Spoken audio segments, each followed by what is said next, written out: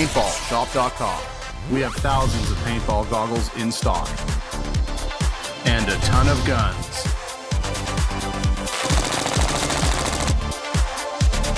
We have all the gear for social, scenario, and tournament paintball.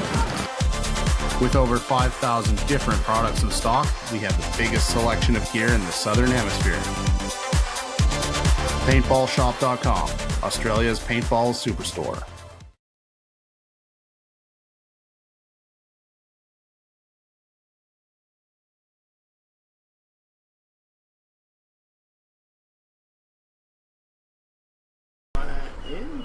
We're back. Yeah, Super 7's live. Everyone's had a bit of lunch, full of the nice burgers they serve down here. Scott Martin here with Damien Ryan, Dwayne Nichols from PBHQ. Damien's helping the Menace boys out this weekend. How are you enjoying it? It's great. It's my first time in Australia, actually.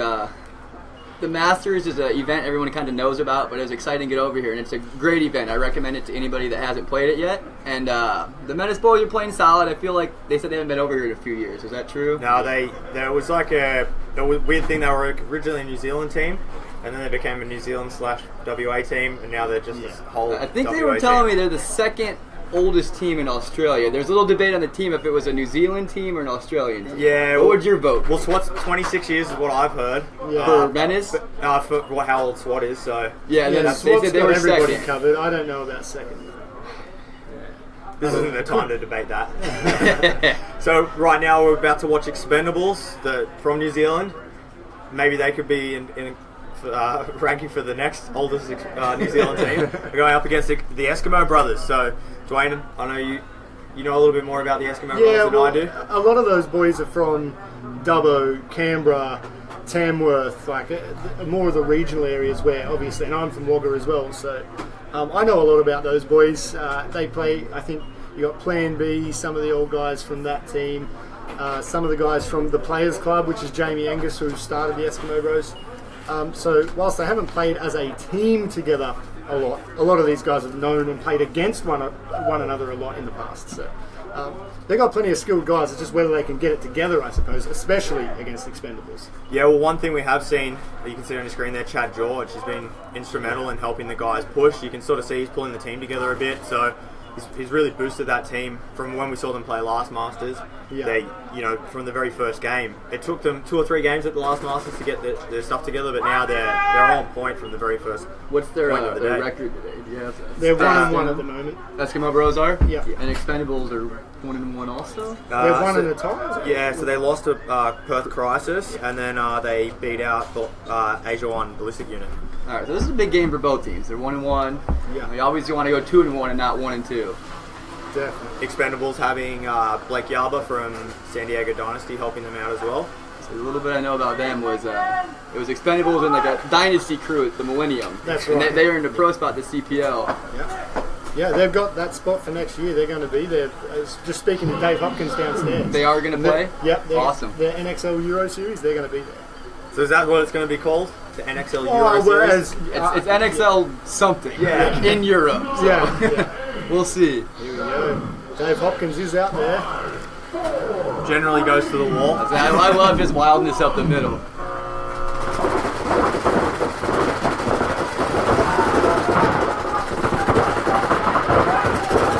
Matty Queen down in the little cave. 5 alive? No. Expendables dropped their first body. 5 alive for the Eskimo Bros. Killed 2. The Doritos are wide open. The Eskimo Brothers up to the wall as well. Jamie Angus is making a bit of work up there. He'd be suspecting that Dave Hopkins will be there. Oh, he's picked him up. Picked him up through the window. And Chad George is making his way up the snake right as we speak.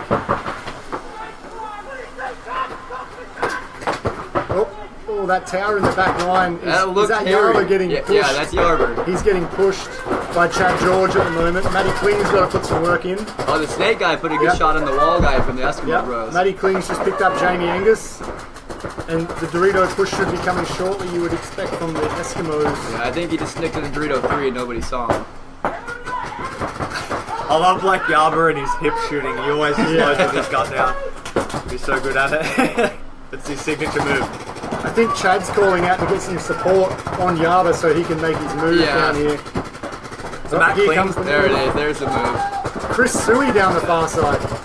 Great move. Matt Kling Oh, moving and up Matty through Kling the just snake. eats There we one. go. Matty Kling has just eaten a bunch. And good talk from the back corner. I'm not sure who that And is. it looks like Eskimo Bros just shot Chad George, their own Yep, teammate. Dave Oates, that is, guys, coming No. down the Dorito side. That's Dave Oates of Canberra, Space Chickens, and a few other teams from around that way. They got some cool team names around there. And Dave is just, or maybe he didn't shoot Chad. And I don't think he hit. I think it either bounced him or just scared him enough to step back. Either way, they still had two live bodies. This is funny. So what other good names are in Australian paintball history? There's not. Look, some of these guys are the guys that have the good, like, they're the ones with the random team names and stuff. The Space Chicken Entourage is Dave's team. I wish I was joking. I love it. Yeah. So that's Dave coming off the field now. Yeah, from the Space Chickens. I'm trying to think of some of the other teams. Most of them had pretty stock standard paintball names though. There wasn't, but obviously an Eskimo Bros are the other one. I will say, from all my world travels in paintball, Australians tend to be the most lawless with just having fun and not caring what other people think and just doing what they enjoy. Yeah. You got to appreciate that. Nobody takes themselves. Oh, I shouldn't say nobody. Not a lot of people take themselves too seriously in Australian paintball. That's the way you got to live, though. Yeah. You got to have fun. My sister used to play on a team a couple of years ago called EADC. Oh yeah, I remember We those. might have to guys. wait till we're on a break to tell you what that stands for. Yeah, I think we should tell everybody because I'm curious. I don't think we can. We can't say two of the four words in All right. their names. So. Let me guess. I'm going to ponder what I think it means. Can we tell him the first two? Yeah, give me a clue. Well, the first two words are eat a, and then there's two words that we can't say. So if you can, Is the C word a universal kind of yeah. noun verbish Australian term? Yeah, Okay, I got that it one. could be. Yeah. Yeah. 4 letters maybe? Yeah. Yeah, All right. yeah, Is the D a 4? yeah. Okay. I got it. Yeah, Very Australian. they did okay too. Yeah. They used to do okay in semi-pro. Is that didn't what your sisters did? Yeah, and then they at one event they did have like B Paxton or B Youngs come over and help out and Cat Secor and stuff. So yeah, I think they changed the name to Destiny Australia then. So. Pretty good idea. Yeah. All right, so we got the drone shot coming in at the moment, as well as the teams make their way onto the field. Eskimos are running Dave Oates, Chad George, Jamie Angus, Chris Sui, and is that Matty Hoskin Bell there? Same line as last time. The Eskimos are rolling. Expendables, keeping Dave Hopkins on ice, letting him have a sit this game. Matty Queen looks like he's lining up for a decent one. Oh no, he switched his stance. They got an aggressive breakout coming. We got 5 alive, both sides. Yeah, Eskimo. Jamie Angus straight to the wall again. He could pick up. Is that Yaba coming up the centre? Yep. Ooh, he missed the Phil Dorito 2 there. That Dorito 2 guy gets the jump on the wall. He can put a good shot on him. Jamie's tall enough that he should get that Ooh, shot. he did. Yep. He picked up Yardler filling up the middle. Jamie will probably go through and attack that tower shortly. Just not he's really impatient, Jamie, so he won't stay there a whole lot longer. The only wild card is I don't think the Eskimo Bros know there's a guy in Dorito 2, and there he goes. Nobody's looking. There he goes. He took 2 with him though. They're The the Expendables player's calling for a spin. I don't think I've seen anything classic there. spin and point. I mean, you gotta ask for it. Yeah, The yeah. worst they're gonna say is no. Yeah. So 2 plays left alive now for Expendables. And it looks like Chris only Sui's just taken one from the Doritos there. Chad George Looks like we had a 2-on-2. and Matty Hoskin Bell, but Matty's just taken one. Nope. Oh, and a penalty. Oh, Okay. that's unfortunate. I would say the Eskimo Bros kind of blew that point. I think they were the driver's seat off the break. Definitely. Especially taking Yaba out of the wall. yeah, I haven't seen many people get a chance to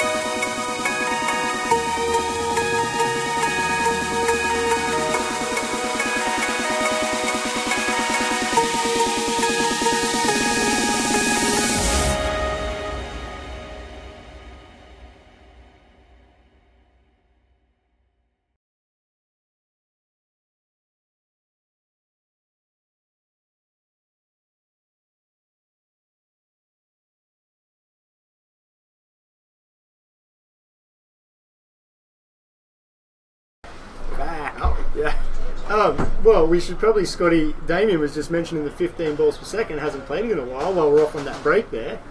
Give us the rundown. How long has it been and how much are you enjoying it? I don't remember exactly how long, but it's been at least 4 or 5 years since, back when it was PSP, it was 15, and they took it down to 12.5 for, 2 or 3 years. Then it became 10.2, what it is now for a while. So it's been a minute, but it is fun. It is awesome just to chop somebody down and see. You play paintball to shoot paintballs, right? You want to see paint fly, and that's what it does here. I feel like all the pros who come out all have that same sentiment. Now that they play 10.5, and 10.5 I think is good for the game. But man, that 15. I agree. It's just fun to play 15. Little vacation.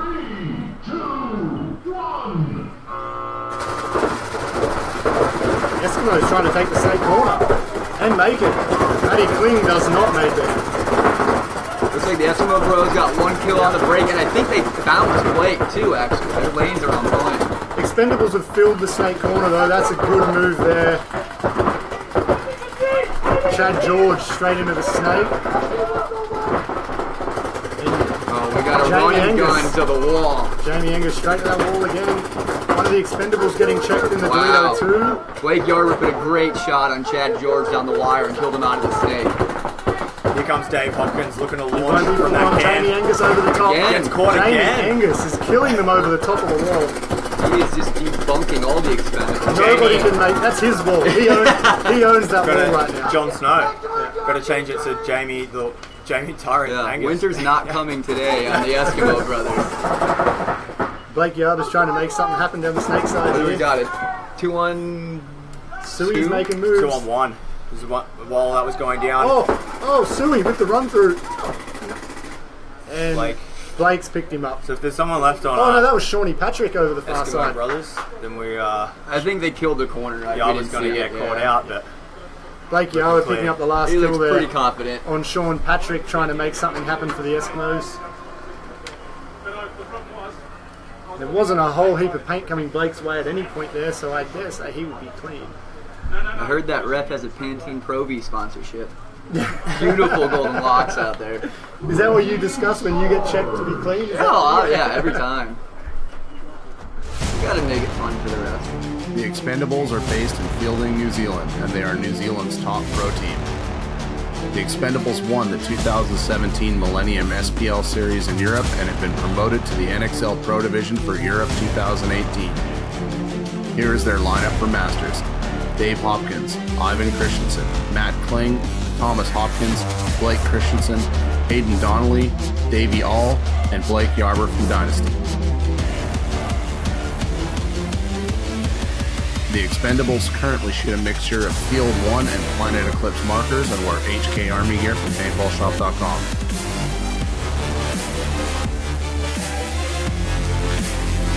The Expendables came out strong with a win on the first round of 2017 and are currently in second place for the series. They have been training hard, and with the long-time history with Blake Yarber from Dynasty, the Expendables are looking hot for Masters. Perfect. We're back. And we're live. Here to watch Eskimo Brothers see if they can win this point back. Expendables starting to take away with a little bit of a lead. Can you take us around the field, Adam, so we can see some of these shots that everybody's got to check out at home? Yeah, sure. Do a little hover from the wall so we can see where Jon Snow's just debunking it. No, let's go with the drone then. Follow Jamie Angus from the drone. Can we make that happen? Yeah. Who's running the drone? Give us a couple more years first. Yeah. There we are. Yeah. Nice shot there. Come back. This way a little. Is Jamie Angus the Jon Snow of Australia? Yeah, so he's the Eskimo Brothers' main man. I don't actually see him out there. They pulled him off this one. He's sat himself. There's the Eskimo Brothers breakout on your screen. It might be Rob Simpson that's playing up the center of the field this time. Eskimo Bros getting aggressive, going up and over Dorito 2, delay to the snake. Yeah, that's Rob Simpson playing the can on your screen at the moment, making his way to the wall. He's playing No Man's Land at the moment. We got 5 alive from both sides. Is that Blake making a big fill? I I think he thought his corner guy died. It looked like he put the brakes on real hard, stopped to that baby. Dave Ball going to work through the Doritos for his Oh, the wall's about to eat. Rob Simpkin just eats it from Blake Yarber and the snake. I think what's hurting the Eskimo brothers is the Expendables keep sneaking in down the Doritos and nobody sees them. Yeah, I haven't heard a snake call either. Blake's still in there. The tower's just about to catch one in the pack, maybe. I think Chad hears his full auto machine gun. Yeah. Chad's in that little cone now. He's got to be very careful in there. How many bounce shots are in there? The zone of There's death. yeah, what they call it, cup the Kill funnel zone. of death. Yeah. Damn. Blake. Oh, did Chad Oh leave? yeah, I think Chad debunked him. Yeah. Chad's got a shot on the Dorito across field, Looking across the street. Yeah, he took him out too. and now he should be able to pick up that tower in the back line if he wraps. And Shawnee Patrick backing him up. Sean shooting over the top, trying to pick up that tower in the back. Oh, penalty. Penalty coming in on the Expendables. Who's taking the penalty there?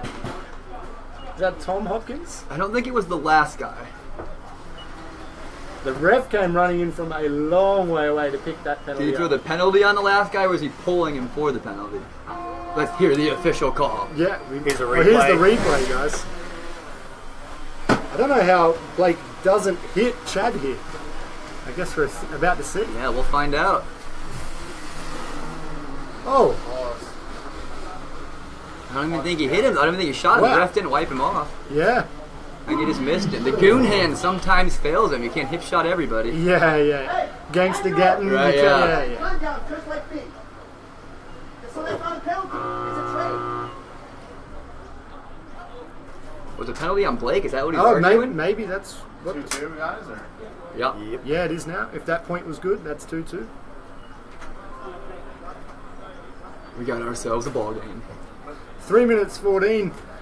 How do you play this one, Damien? Do you push with 3 minutes 14? Do you? I think the Eskimo Bros should be a little bit more aggressive. It seems like the points they're taking real estate and going at them, it's Yep. paying off. Or, I feel like in the Expendables, not so much. I think the Expendables are going to play a little bit tighter and hopefully pick up Chad in those big moves. Definitely. But we shall see. Chad doesn't waste any time getting into that snake. Absolutely none. And for some reason, the Expendables who are on your screen at the moment in the pits, those guys, they can't seem to make their way to the wall at all during this match. Which, as you said, Scotty, that's Dave Hopkins. That's his area. No, they That's- put him back in though. He's going. Yeah. Send it. Yeah, well, the Expendables like to play back in the can, and then they launch The from there. Deland. Yeah. Well, That's- Dave, that's what they've been doing. downstairs earlier today, he was trying to tell me that he's trying to not typecast himself anymore. He doesn't want to be the wall guy. He wants to He wants to expand his his resume. repertoire. Yeah. But I think staying back at that can, that's what's really just playing into Jamie Angus's. Absolutely. Because he's Absolutely. playing through the windows. If you and commit to the catching wall them. off the break and look through the windows, you will destroy that guy delaying If they almost come every late, time. if they Yeah. come late, yeah. You either got to match him on the break or wait till you kill him and then go through. Yeah. Jamie's still in the pits there, I just see. So is he, how long we got on? 20 seconds? Yeah, Jamie's still in the pits there, telling everybody about all those kills through the wall. You got to brag about the war stories. That's the only fun part of it. Dave Hopkins is on the field there on your screen. Matty Clean, Is he Blake going? Yala, Is he Tom- going? Dollar bets. Sure, he's looking like he's setting up the lane. Expanding his adventures. Chad George with a big move up and over the Dorito 3 on the break. Double stacking the back center. Still, Blake's just making the move now. Eskimos lose one. Connie getting shot out for Expendables. Yeah, it was, Blake I Alba. think it was Matty- Chad George from the Dorito 3. We can see Chad playing the Dorito 3, so he switched sides this game. Yeah, we watched him do this earlier in the day. He played the first few points in the snake and then spent the rest of the game over in the Doritos. It's not a bad strategy. I He's feel probably like, drawing some guns, so it wouldn't be a bad thing to swap occasionally. Yeah. Well, Matty especially Clean straight into the snake, but I think Chad knows he's there. Is it? Oh, Rob Simpkin. Ghostbusting, running. Ghostbusting. Oh, Rob that's Simpkin unfortunate. picked the wrong bunker there. Dave Hopkins is taking a walk. Sounds Ah, like there's Eskimo Bros conceded it. I think it was just Chad left alive. He was moving forward as they towered, but yeah, it was still 3-on-1. So. Expendables take a 1-point lead with 2 minutes 15 to play. The Eskimo Brothers were founded in 2015 in New South Wales and are traditionally a throw-together team of players from different teams when their main team is not playing the event. The Eskimo Brothers from Masters include players from Plan B, Space Chicken Entourage, TPC, HK Reapers, and Sydney 187. Here's their roster for Masters: Jamie Angus, Nathan Jones, Chris Suey, Dave Oates, Joshua Hode, Sean Patrick, Matthew Hoskin-Bell, and Chad George of Houston Heat. This will be the Eskimo Brothers' first Super Sevens event for the season, having last played at Masters in 2016. They are always great to watch and hard to predict, and with the addition of Chad George from Houston Heat, they'll be a formidable opponent at Masters.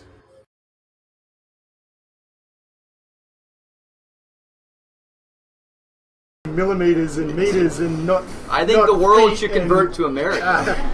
Is it America and like Guam or something that uses your system? It's like 2 or 3 countries in the world. I think. yeah. But hey, anybody out there, if you're listening, if you want to calculate Celsius to Fahrenheit, it's Celsius times 1.8 plus 32. Damien knew it from the start. We all doubted him. I remember something from high school. Alright. Who we got taking the field here? Chris Suey's back on the field from the Eskimos. Sean Patrick's coming out. Is Jon Snow in? Oh wait. We got Chad George spinning again, unsurprisingly. I'm not sure who that is over the backside there. Blake Yarber, Matty Kling running again. Tom Hopkins is back out. Dave is sitting. Oh, that's Nathan Jones. That looks like he's going up the Eskimo center. Bros got to bring it. 2 minutes 15. They're following Nathan Jones straight up to the towel and hit by the wall. Kill Oh, 2. 2 expendables coming off. Nathan Jones there, you can see playing on your screen at the moment. Chad George. Chad George filling a dead spot there immediately. Shawnee Patrick getting into the snake as well. Sean thinks he's got a shot on the back centre there by the looks of things. The whole snake side is blown for the Expendables, so if the snake guy can put this together, he can just crawl and feast on some backs. But I don't think he's aware of that yet. This is Sean's first tournament back after a few consistent injuries, so they've got the kill count right. They've just got to find the bodies. Sean's going to sleep on the corner though. Yep. Whoop. Ooh. But he survives just. The corner guy blew that shot. He had the surprise jump on him. And that was a great fill. I'm not sure who filled to the corner there. Looks like we're about to be tied up. 3-3. Ooh. With Barn burner. just over a minute to play. So, Right. do you pull out your crazy play? Or do you let them pull out their crazy play? Or does Both it, teams are 1-1. yeah. A long tournament, don't forget. It's 9 rounds, isn't it? I have faith that the Wildman Eskimo Brothers are going to go for it. Okay. And I feel like the points they've gone with the craziness, it's worked out for them. And I think they're Wildmen. I like Sean Patrick seems to be the man to back up Chad. They seem to be doing well over in the snake side together. Maybe they're actually Eskimo Brothers. Yeah, and maybe. They got that connection, right? They They got very the well juju could be. flowing. No pun intended. Wonder if that's how Chad George got his spot on the team. Yeah. Well, you can. You have to be an Eskimo, bro. What is the initiation process to become an Eskimo Brother? I'm curious. Well, in paintball, at least, you have to have played alongside one of the other Eskimo bros to be an Eskimo bro. I So- feel like it adds to the family feel, right? Yeah, exactly. So I've played alongside a couple of those guys. Therefore, I would, and anyone who has played alongside me, by virtue of playing alongside me, would be an Eskimo bro. you're an And Eskimo brother? I am. So and it's just like an STD. yeah. Shared It around. just goes. The gift that keeps on giving. Exactly. All right. Shawnee Patrick looks like he's airing up, so he'll be coming back out. Nathan Jones is going again. I feel like both teams are going to go for the win. I can appreciate that. Yeah, I certainly can't see the Eskimos playing Conservative. They're coming up against Expendables, who are sitting second overall in the standings for the year. Yep. They're playing one event for this year. I mean, they don't. I assume they probably don't care. And there we go. Adam's just bringing it up on your screen there, guys. The series standings. So Expendables are second. The Eskimo Bros haven't played all year. They got nothing to lose.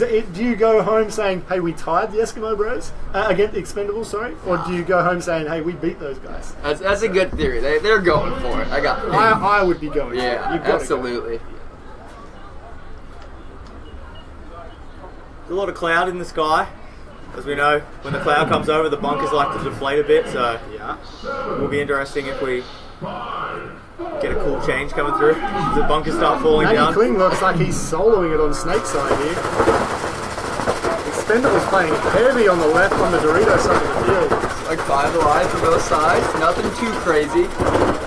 Blake's out to the corner, Ooh. and he is rolling that gun. Eskimo Bros lose their center can guy and their Dorito one guy. It's just blown If I'm the over. Eskimo Bros, I think I horn it right now and just come Yeah. back out with a chance. Cause Yeah, I could see that. Well, Jamie Angus didn't play this point, so he's in the pits. He's the man who'll make the call. They have picked up one body though, which is immediately filled. it's a 4-on-2 for the Expendables, 4-on-1. Sean Patrick's just taken one out of the back line on the Snake side. Yeah. You would have to towel it now. I mean, you towel it or you just Play out cross front. your fingers and pray that Chad George pulls some magic out of that Dorito. But 15 balls Look a at- second, 4 guns. Blake Yarber and Kling. Yeah, there we go. The towel's called. So they're giving themselves around 40 seconds. Yeah, they definitely should have been blowing that a little bit earlier. I think, try and so. save. Yeah, I mean, you want to have faith in Chad George, but at that point, like, you still have to play, the clock management game. 5-10 seconds doesn't seem like much, but in 4-second point, and you're 2 seconds from blowing the horn, you're going to be very upset. Yeah. A lot of the the events that we have in Australia don't have the advantage of having a horn and stuff like that. So I think for a lot of these people, it's quite a new thing. So that Gotcha. clock management, not a lot of teams have had that experience of being able to. And it takes work some that. time to get used to it, to know in those situations, do we blow it or not? And I feel like if you're not used to it, there's probably 2 people on each side of the argument in the pits going, blow it, and 2 guys are going, no, don't blow it. Yeah. And whilst you're having that discussion, you've blown 10 seconds. Exactly. So, but 40, if we're talking 45 seconds, 43 seconds on the clock here, that's plenty of time to finish a point. Yeah, absolutely. If all things go your way. 10 minutes. You got, like we worked it out before. There was a team that had 41 seconds. They were 2 points down, and we reckon that if they had about 9 seconds of shooting and 10 seconds of running, they could probably get it Right. done. Yeah. So, yeah. I mean, you've just got to. It's not that easy. But if you pick up those 2 early ones, it's everybody on their horse and down the field. Exactly. Right? So, And a lot of times, too, the team that's up points, well, if you lose a body quick, you go into hide mode just to survive, and that's when it's easy, to find the gaps, come through, clip a load, or bunker the last guy, and win the point in 20 Yeah. seconds. Yeah.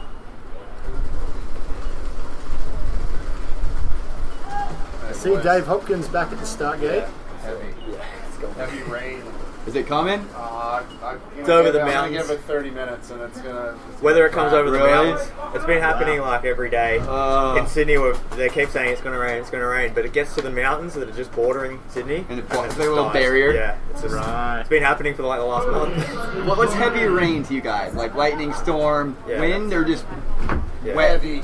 Heavy. Yeah. All right. So not like a nice drizzle to cool us off. Like it's going to pause the tournament.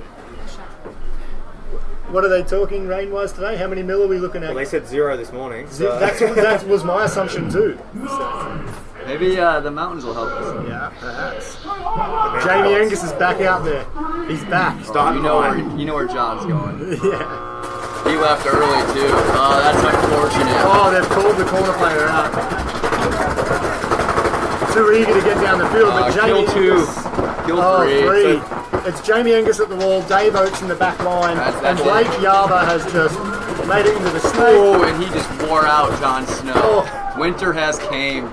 Blake Yarber with a 3-pack, and the only people he didn't kill were the guys who got penalised off the field. What a move. He's the fire god. The fire god. And I assume with around, we got 20 seconds on the official clock over there. I wonder, here we go, replay. Jamie Angus making the wall, but on the far side of your screen there, on the top side, you see Blake Yarber into the snake, gets the kill, and that's his second kill there, and that's game. Yeah, I don't think there's a feeling quite like seeing just a full body with 15 balls a second lined up. It's exciting. Yeah. It's fun.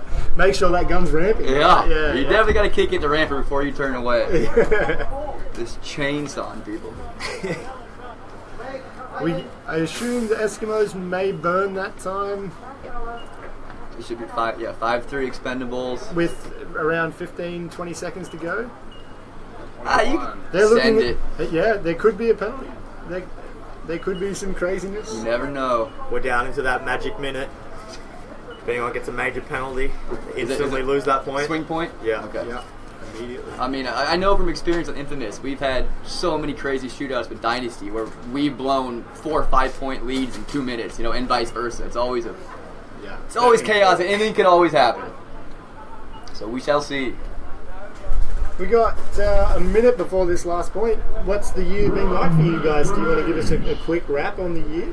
Yeah, we had a solid season. I don't think any of us feel like we reached our full potential. Right. But switching over to Valken products have been great. Yeah. Paint shot great all year. We struggled a little bit on Sunday mornings. Right. We made the cut, and then something just didn't click with the team till Cup, which we took fourth. It was a Had good nothing event to for do with us. Saturday nights? No. Nothing to do with Saturday nights? Yeah. We've matured. Yeah. Our team's matured, Mostly. Mostly, yeah.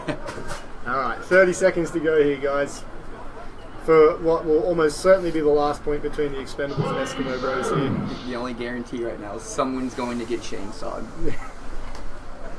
Dave Hopkins is very keen. He's in stance at 20 seconds. Ah, there he is. He's like a lion trying to get out of the cage.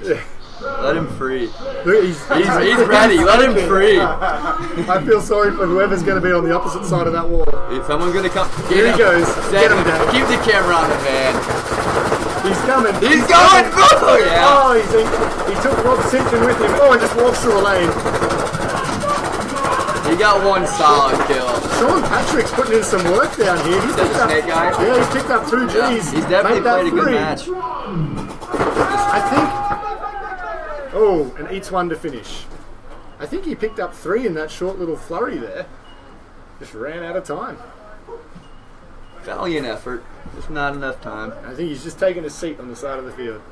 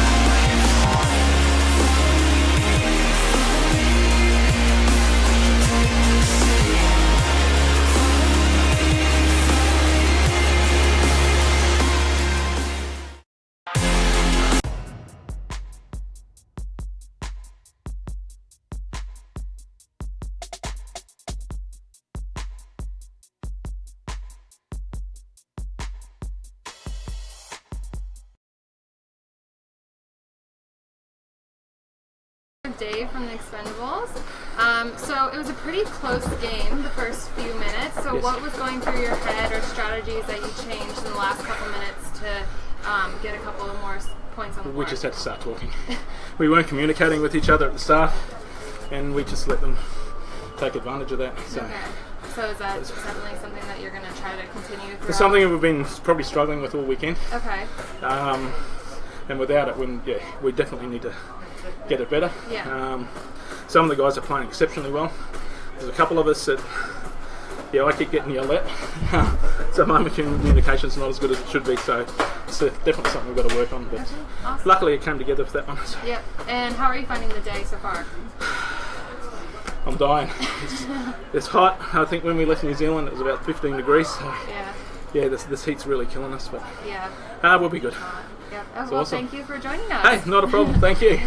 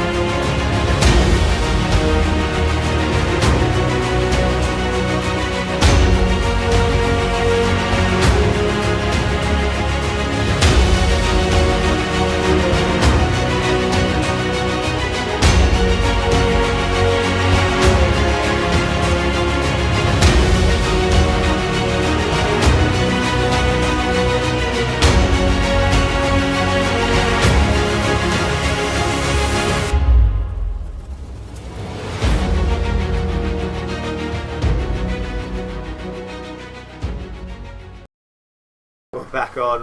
We've got Scooch in there. Eskimo brothers. We've got Eastside Raw up against Ballistics Unit. Ajuan.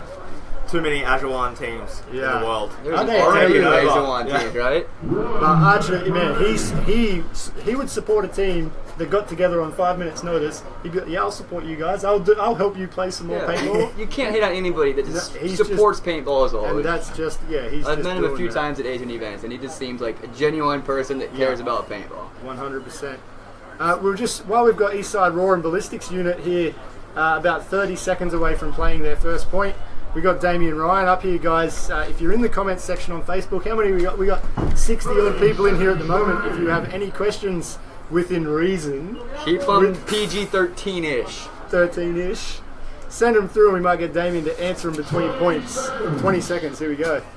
I'm gonna have to, put my money on Raw boys. These are my boys. Your I boys? play with them in Singapore. I feel like they're wild cards. You never really know what they're gonna throw at you. I don't think they know what they're about to do. Exactly. Right now. That's why I love them.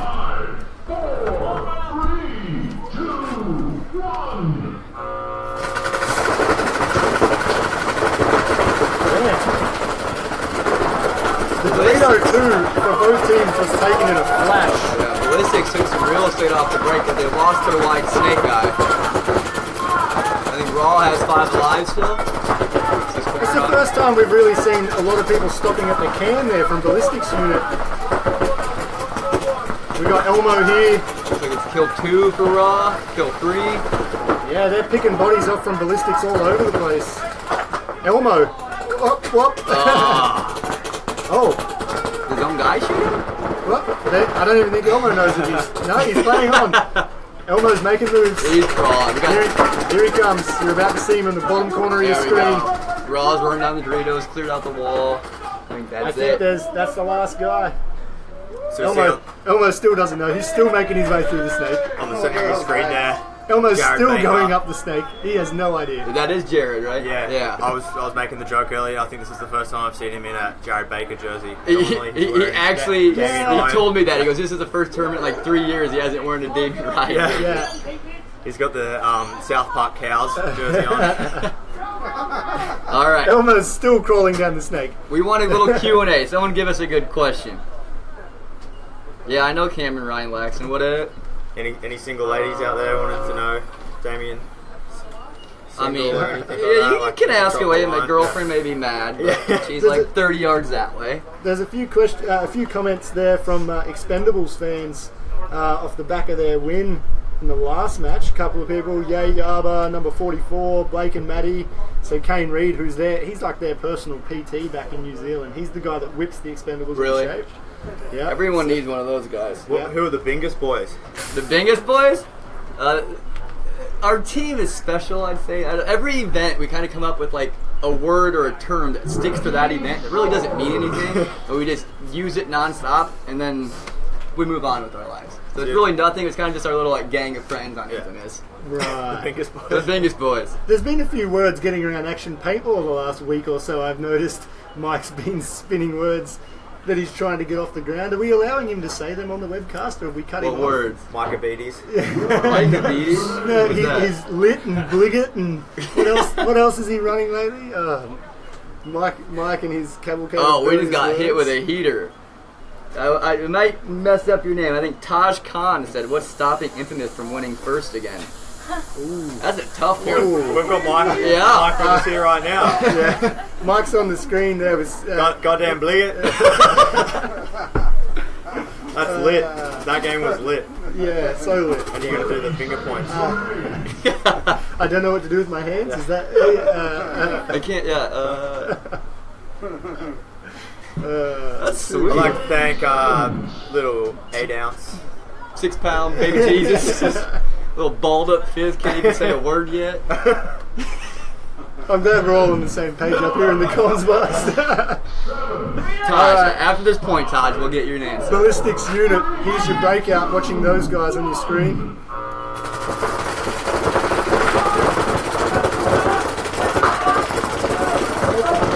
Survive alive for Raw. And Ballistics stay alive too.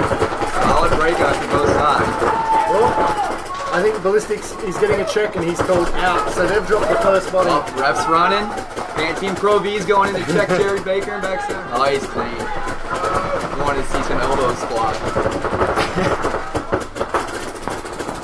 The ballistics unit boys, here's one making a move now. Are they from Australia? Or No, from they're in New Zealand. New Zealand? Okay. They have one player helping them out from Australia. Okay. Okay. From is Morgan Byrne. Yeah, from So he's Southeast Cartel, who I play against down in Victoria quite often. Oh, There goes Jared. Jared, nice run through. Clearing out the W player. Morgan Burns, the silent assassin at the wall. Oh, Typically, But he's wearing a different color jersey, Yeah. so you can He's tell good. in We here. got Elmo Elmo. creeping down the snake, serving tea on the wall guy. Elmo's about to get a kill on the small Dorito at the back. Is Oh, he he's gonna- missed his shot. But he's serving tea. Oh, there we go. He's been picked up. There he is. Get him. What is serving tea? Black. He's serving tea like this. He's shooting goon-handed. Please, sir, may I have some Hey, more? if it works, it works. Actually seen you do a bit of that from the pin to the snake guy against SWAT earlier. I didn't serve tea, but I don't switch with my left hand sometimes. I shoot goon-handed. Yeah. Goonies never say die. Has Adrenaline played yet? If so, how did they go? Adrenaline might be Tomorrow? a semi-pro team. Yeah, so they're a semi-pro team, so they'll be down on the bottom field, and they only play Saturday, Sunday. So we'll, get So to see them tomorrow. I'll probably see him Maybe. firsthand. so far they're undefeated, Yep. but they also haven't won it. All right, was it Taj? All Did we right, get we'll go back to Taj's- Taj. All right, Taj, what's stopping him from winning first? That's a very tough question. I think any pro will tell you that, winning a pro event, everything has to click. The team's got to gel well, gear's got to be on point, calls go your way. There's just so many variables. 50-50s. Yeah, just every little thing's got to go your way the entire tournament, and it's just the team working harder, I guess. That's the only thing we can control, right? We can't control the rest, we can't control a lot of variables, but we can't control ourselves. So we put in more work, hopefully, next year will improve things for us. Yeah, for sure. If anyone, and if you're just checking in now, we've got a few extra viewers from earlier. Damien, you've There got we the go. fan club Hey, in. Mike, I need paid! We've got You'll a know fan the club answer to in this here. one. If you've got any questions, send them through. Brody Davis from, I know Brody, he's from Dirty Paintball up in, I think, Michigan. That's Yeah. what divisions they're on. So we've got 4 divisions here. Pro playing today. Semi-pro are going to start tomorrow down on the second field, so you won't get to see them. And then we have an amateur and a novice division as well, but they play the weekend before just because we don't have all the fields to play 4 divisions at once. Joey Hyde is getting a little hostile with us because we're ignoring his question. We're sorry, Joe. We apologize. The sport is called paintball. That's our answer. How's Explicit doing today? So Explicit are doing pretty good. They've got a draw against Marauders early on, and then let's have a look. See, yeah, so they won out against Eskimo Brothers before the lunch break as well. Yeah. So we're actually going to see them up next. Ads from Gear. Ads gear around. Yeah. This 12-year-old, I don't know, we picked him up from middle school. Yeah, He was yeah. looking for a ride home. We brought him here, put him to work, and we just feel like I think he heard paintball's going to be 12-year-old next year, so he's here already. Man, Tim Summers must have been in his ear. Next up, we will be seeing Sacramento DMG take on Explicit though. big move for is that Ballistic, right? Yeah. So to Dorito 2, just chopping down the guy Oh, coming the through the middle. ball player Ghostbuster. Yeah, And got chopped to bits. he wore that a little bit. I think it's a 4-on-4. Who's that? The corner player in the EBS with the dye gun in the corner there. For Raw? For Raw, yeah. I'm not sure. That's I Adam Hatfield. He used to play for Rebo. Oh, years really? ago. Okay. Right. He's over helping them out. Okay. It's either Adam or Alan Hatfield. So he played a bit of Division 1. He played with them before they moved up. Okay. And then he's had a bit of a break from the sport, but he's back now, making a paintball comeback. All right. Cool. Well, you can hear his gun right now. It is rolling out here in the corner. And then we got Jared Baker filling into the snake. Making move with pot in hand. There's another kill for Raw too. They're putting a solid game together. Wild man. Marky Elliott Here we making a go. Run move. through Robinson. Oh, Run through double. Robinson. Mark Elliott with the double down the Dorito side. I think he's just blown the whole The only field way he open. perfects is if he double knee slides into the buzzer. Oh, He's got his hand no. on his head. Somebody, I think his own team shot him at the end. it may putting very well pressure have on been. him. They're good. They're in the There's the driver's towel. seat. What was I gonna? Oh, That's what's coming, boys. what? Oh, we can see the storm coming in on the screen at the moment, guys. It'll blow over. Yeah, Always does. only a flesh wound. So this is different than this TV. Which one are these? Nah, 10 seconds behind you. Yeah, a little Okay, bit of a delay. gotcha. Not truly live. You're a little bit behind. No, but I was just curious. So here's the replay, guys, on your screen at the moment. We'll just quickly run this for you.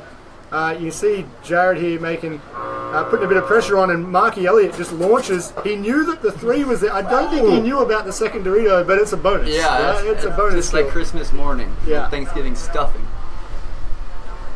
Are the American guys getting together out here for their Thanksgiving, given it's that weekend? I am only concerned. I just learned how to play Keno last night. What's the spot's name? Everyone. The Tormo? The Tormo? Yeah. Yeah. So I'm gonna go play Keno and eat some poutine. I think. 15. What fire mode and rate of fire cap for Super 7? So it's Millennium ramp, so not the PSP Right. ramp. Millennium so, ramps Is capped at standard 15. now. 15 BPS. Just chainsaws. The semi-pro is a slower rate of fire, I believe. How is Human holding up? So our ref, Yoey. Yeah, Super how- ref Yoey. yeah, where he's Is that still you, down man? there. Yeah, with the green is E-Flex, is that what he wears? Who Down knows? there? Yeah. So he's still out Super there doing ref? his job. Yep, still out there, still vaping away. He's still standing. It should be what 3-0 raw. 3-0, I believe. And Ballistics Unit, they dropped both their first games earlier today. So they're looking for a win. So Yep. They lost to Eskimo Brothers, and then they lost again to Expendables. So they've got to do something here. The guys have been playing the back line pretty regularly. I think they've probably got to maybe chance their arm a little bit and take a bit more of a bite out of the field off the break. Yeah, I would agree with after playing this field for World Cup at NXL. There's a lot of stuff in the way in the snake side. So even if you sit back and cross it up, it's really hard to control zones and it's Right. easy to get lost. So the aggressor typically is going to get the advantage on this field. All right, 10 seconds to go. So We'll tell you. Raw have 6 players. They're sitting somebody. They are working wild, it man. out. Never know what's That's coming. such a Raw Empire game. the East Side Raw there. It works.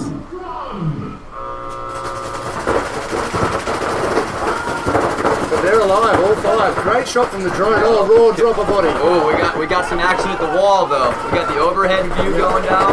Oh. And he made it alive.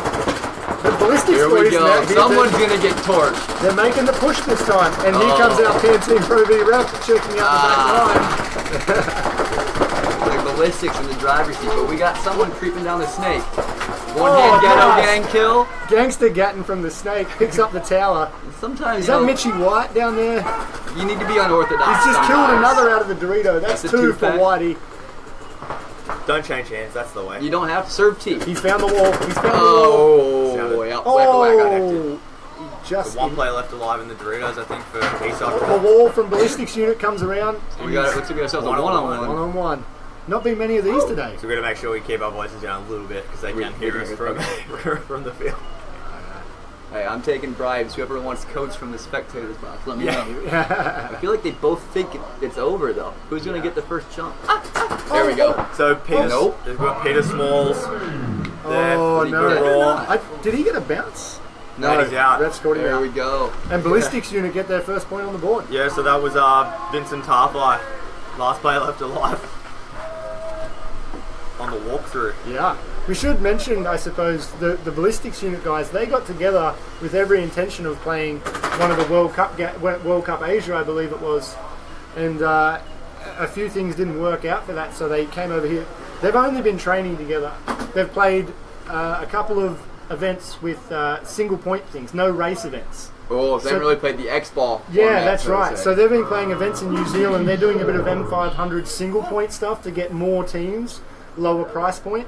So they haven't been doing this back-to-back point. Yeah, it's over a and big over. difference if you're not used to it. So. Yeah, 100%. Especially the difference in temperature between New Zealand Wow. and Australia. It's Yeah. a bit Is it more of a vast? very cold country Yeah. compared to here. Yeah. Davey Orr was telling me that they left on a 19-degree day a couple of days ago and landed here at 30. So They're out there competing though, Yeah. so they're putting in the work. yeah. All right, what team do y'all see taking the Pro Division? I'm gonna stay unbiased. I'm not gonna answer. I'm gonna say I'm throwing my money behind Sacramento DMG. DMG. Yeah. With the guys that they've got, because they've brought Shane Howe out, Thomas Kim's out, is that right? Yep. So they've got a couple of their guys. These guys will be playing pro, and they play with each other every week. Funny fact: Shane Howe's 72 years old. Yeah. He doesn't look like it. He played pro a few He years played ago. pro in 1964. Before the sport I was even think invented. he had Moses playing behind him in the snake That corner. gold chain is from World War II. Sorry, silver. He corrected me. The silver chain. It's skull plated. Yeah. So yeah, those guys play together so regularly and at such a high level that I think they would have to be some sort of favourite. Yeah, they just. But Perth Crisis, they've been playing got well. Marcelo. And not only Marcelo, but they've been leading the series Without, yeah, with him. He's been here all year, but everyone's favorite Australian Kai Harris just joined. I just want to make that right. known. The Who Dermot. doesn't love Yeah, where are Kai? you? You're Dermot supposed to is be in. here. Yeah, we're at Kai. Where are you at? yeah, You're cut. The only thing about DMG is they've only bought 5 players. yeah. That's, I could see that hurting them. Across 3 days, that's a big deal. Yeah, with this 3 days heat, and I think they only have one pit crew. There's still hope for ballistics. Definitely. Plenty of time on the clock. Plenty of time. Keep them coming. Keep them coming. Alright, here's our breakout.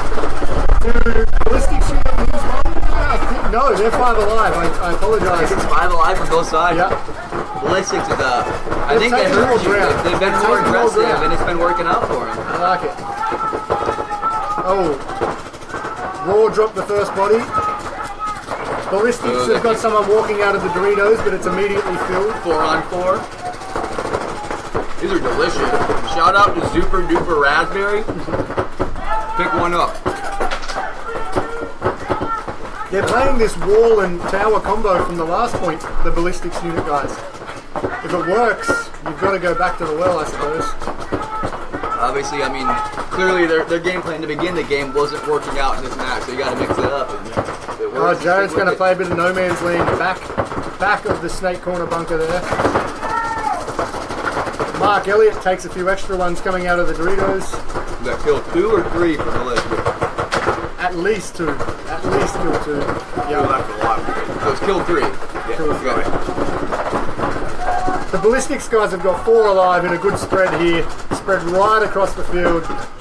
Raw are trying to cross it up, but as you were just saying, Damien, they'll find that tough, won't they? It's very difficult to cross up in the field. Like, they are in 2 good spots to do it, but I think once Ballistics puts together and either puts pressure down the snake or the Doritos, life's going to get small for those 2. That snake corner guy on ballistics is probably hanging back a little unnecessarily there. He could definitely be the guy to make the move. Yeah, he's got the ball right now. If you get that snake and it's, slow crawl down the inside where nobody can stop him. That's one thing we haven't seen from Ballistic Unit is the actual snake presence. They seem to sort of ignore it. Don't really have. Doesn't seem to be in their game plan to have people in the snake. They're trying to break this cross. We've got a tower to tower. If you look at the back left of your screen and just right of the wall, a tower to tower battle going on. The Raw player switched his gun, and we've got the guys from Ballistics Unit making the wall now. Yeah, the Ballistics unit guy in the snake corner, is still just standing there with nobody putting pressure on him. Yeah, I'm not sure where he's trying to get a look. At Here the we moment. go. There we go. He heard He's us. made the move. If he gets, a bit further down the snake, that tower guy will have no option but No. to eat paint. Yep. I fear it's taking them too long, though. They still have to win another point after this one. That's right. Right now, And Rawls is going the clock down. No use toweling at this point. The cross has held him out. We've been going for about a minute here with a 4-on-2.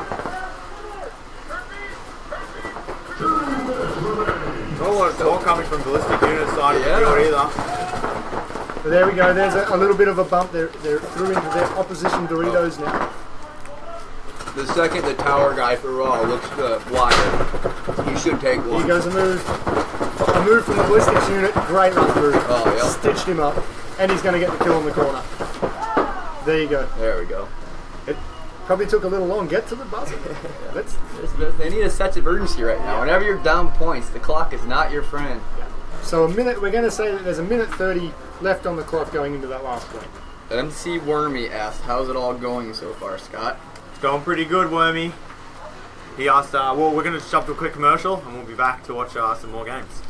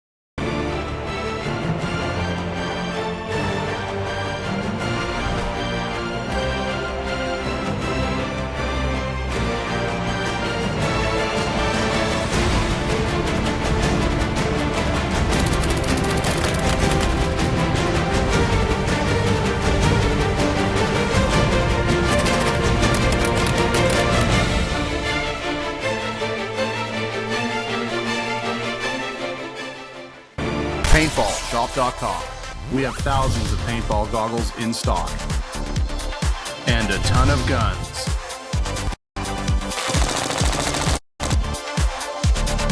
We have all the gear for social, scenario, and tournament paintball.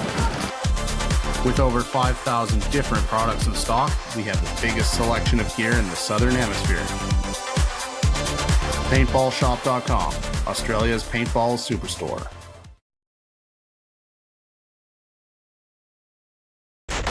Gun upgrades. The Model 98 and BT4 are our standard gun upgrades. They are a light and reliable semi-auto that is easy to shoot and use. It comes with a standard 10-inch barrel and a gravity-fed hopper. The SW1 is our level 1 gun upgrade. It features increased accuracy due to its longer whisper barrel and its enhanced trigger group. There is a noticeable accuracy upgrade when getting the SW1. The GOG Enemy is our level 2 upgrade. It is the lightest and smallest gun that we have. Its accuracy and light pneumatic trigger system allow for higher rates of fire and longer sniper shots.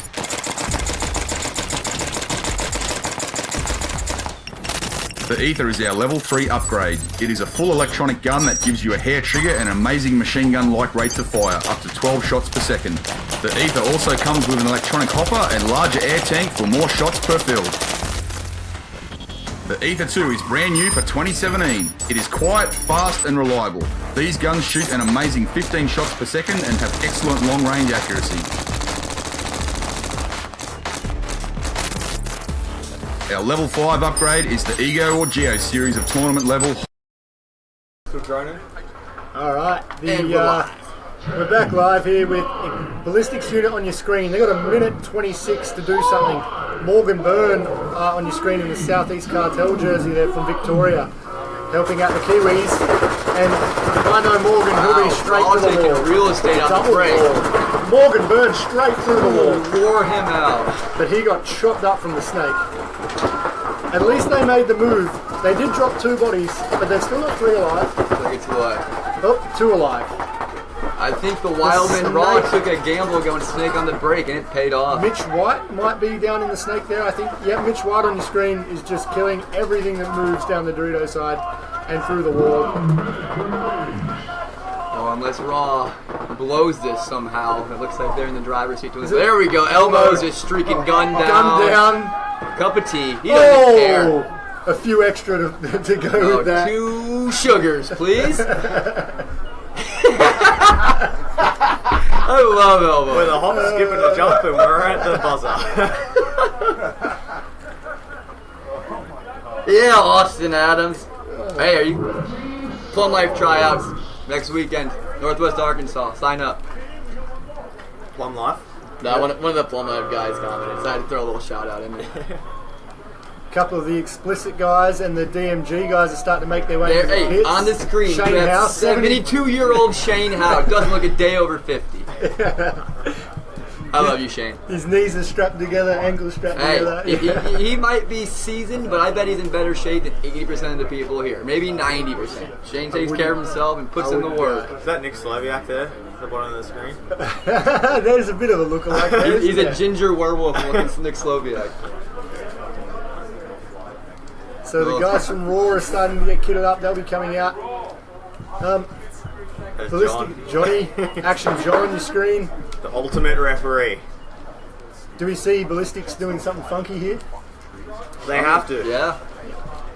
I don't know exactly what they're going to throw at him because it seems like a little bit of wild cards also. But They tried the they gotta bring it. double wall that play. Honestly, I think that was the right play, but just Raw had the perfect counter. Risking Snake on the break, and he just chopped a few guys down across field. And that is the Snake one is one of the best spots to kind of lock down across field. Yeah. Yeah, NXL was the Doritos winning most of the points. For the most part, I feel like it was back and forth. But if you look at like the kill count leaders, a lot of them were on the Doritos side, just because it was a good spot to get sneaky, but attack at the same time. And the Snake's is such a cluster. I feel like it was hard to really do anything effectively. May as well flip a coin once two guys go in there. Yeah.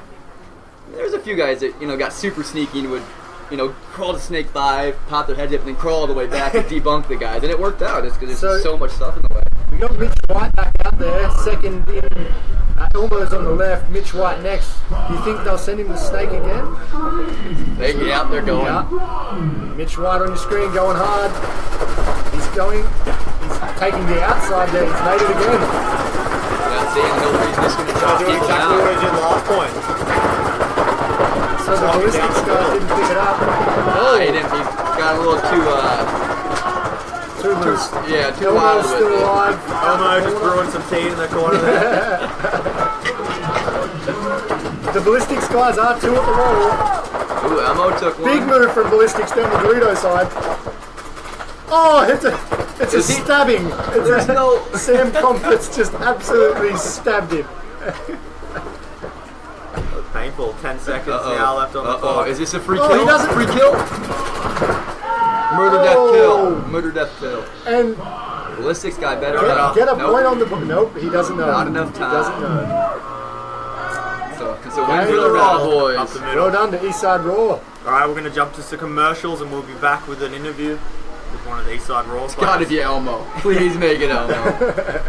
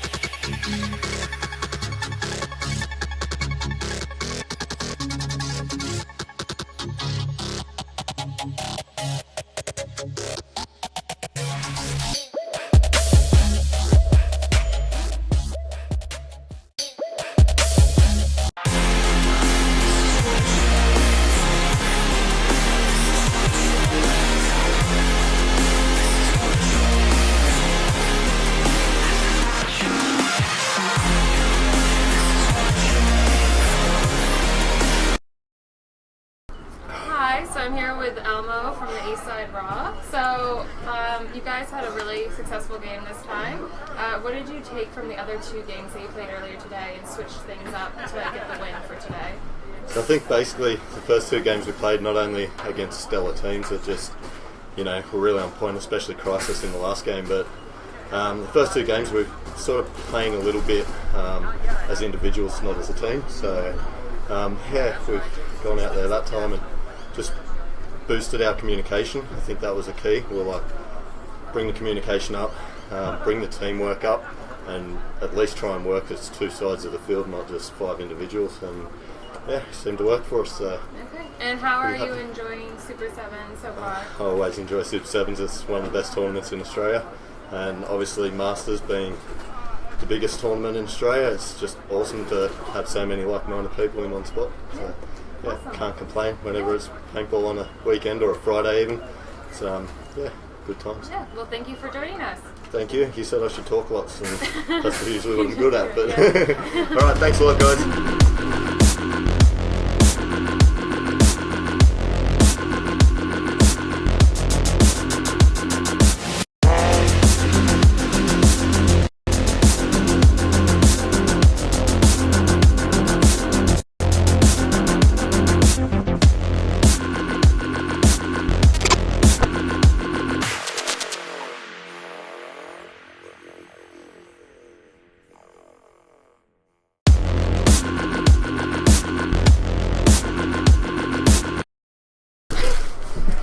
So we're back. Everyone's just getting sorted. We got a new guest with us, Marcelo. My God. Yeah. San Diego What's Dynasty, up? helping out the Perth Crisis boys this weekend. We're in for a bit of a treat. We've got Explicit going to be taking on Sacramento DMG. Yeah, that should be a really good game. Both teams, obviously Explicit won this event last year. Been playing on fire. They got Keith DeVitt from the Ironman over to help them out. And I know they had a really good training with Greg Sewers was out here helping them. And, obviously DMG, the semi-pro team from the United States that just won the entire series and the World Cup. So I'm definitely looking forward to watching this one. And both teams are going to this match undefeated so far. Uh-huh. So they're both on 2-0. So No, a draw and a win. a draw and win. Yeah, So that's who right. did Explicit. Explicit drew With Marauders. Oh, okay, that's right. Yes. So, score lines, any predictions? What do you guys think? I'm going to say 4-1 DMG. Watching how both these teams play, they both like to play slow and methodical paintball, but DMG just they know when to find those gaps. Yeah, and absolutely. really communicate well. So I'm gonna pick DMG. Yeah, score I'm for gonna us? say 4-0. 4-0. All right. See, I just can't. I can't put my boys Sorry, over on Explicit I like like that. the I think they're gonna boys, put up but- a point, dude. I'm going to go and say I'm thinking probably 3-2 in favour I of like DMG. that. I like that. That's actually a good I prediction think, as well. I think Explicit Yeah. can put a couple of points on. It all depends on how that boy Plucko over there plays. When he's on, that team does really well. Yeah. I truly mean that. When I was playing with them a couple years back, when Plucko was playing really well, he was a solid rock for that team. So. Yeah, he had the time off with injury. Yeah, and he's exactly. just come back Right. stronger than ever. I know he's done a bit of gym work as well. Got his fitness up even more. Like it's going to the gym. We're in trouble now. Yeah. Okay, looking from above. DMG on the left, Explicit on the right in the blue. Oh, good breaker. That's cool. Both send players to the wall. Looks like the Dorito one. And yep. Player for DMG got bounced, but they did shoot Jared off that Dorito side, so 5-on-4 in favor of DMG so far, and on your screen you see Vasquez up there just locking down that Dorito side. Explicit's not going to be able to make any moves down there unless they go clear this guy out, so look for them to try to push to the snake side. Ethan Cliver in the wall for Explicit as well. As DMG loses one player. Yeah, so 4-on-4. Well, you can see DMG is taking advantage of what they had over there, and that's actually the player that got really far up on the Dorito side, got that shot cross field. Just as he and then shot gets Pluck taken across out. field, he gets took out by the tower. And now we see a 2-on-1. Explicit with Aaron McCauley and Sam Dwyer going up against, I think it's Andrew Wyatt for Sacramento Damage, DMG. Yeah, but the Explicit players don't quite know where the DMG player is, and they think it's a 2-on-2 right now. So the DMG player, he needed to get a quick kill when they didn't know what was going on. Get that quick kill and make it a 1-on-1, and then you have a good chance. So here's that 1 point on the board for Explicit. So I made a mistake. There was Sam Dwyer in the wall for Explicit, and Ethan Cliver in the corner. I don't think I've ever seen him not play the wall for No. Explicit. He's interesting to see how they're switching it up. It was surprising that both teams taking pretty big bites early on. I thought that would be a bit more contained off the break. Yeah, this field actually is really tough to shoot people off the break. Granted, over here with 15 balls a second, I feel like you can just point your gun places you're getting G's. It's awesome. It's a lot of fun. But this layout, you can definitely, as long as you switch up your routes, there's a lot of places you can go to. On the snake side, the shooter has to choose to shoot either high or low, and there's different ways to get into this snake. You can come out wide to the corner, you can take the inside route, up to those the tall cakes. It makes it really difficult for the shooter to really dial in on a player. And that Dorito side, unless they go past that big Dorito 2 over there, there's really not much to shoot at. So, they did have 2 Gs, or 2 potential kills. The Dorito player on DMG got bounced, and the explicit player actually only got shot because he tried to take a really big bite on that side, which is what I think you were referring to, them going super aggressive. Yeah, I was just surprised both teams taking the wall as well. It sort of seemed to be their 3rd or 4th point. It was when both these teams were doing that. So I was surprised to see that both of them decided to switch mode at exactly the same time. Yeah, it's funny how that works, when you're a coach and you're making game plans, it always has to match up well against the other guy's game plan, and sometimes it just doesn't. Sometimes you get lucky and it does, and you look like the coach of the year, and other times you look like you made a big mistake, but really it's kind of a gamble. All right. So 1-0 explicit. So sitting team wide this time. And that is something with DMG. They don't have the luxury of sitting somebody if somebody isn't playing well or is tired. They only have 5 guys out here, so it's good and bad. They can get into a little rhythm, but if their fitness isn't up, they're going to be struggling out here a little bit. This could be a good training session for them, if not. Yeah, for sure. At the very least. So you got Jared and Keith DeVitt down there on that Dorito side. Plucking up here with Aaron. Split digs out to the snake corner. Looks like he makes it. You got Pluckett at that inside tall cake, which is a really good bunker, actually. You can hold down a lot of zones on the snake side. Looks like 5 alive for both teams. Yep. I think this will probably be one of those slower points we thought we were going to see. However, the DMG guys are making moves on that Dorito side. It looks like they're all the way up in that Dorito 4 over there, as you can see on your screen.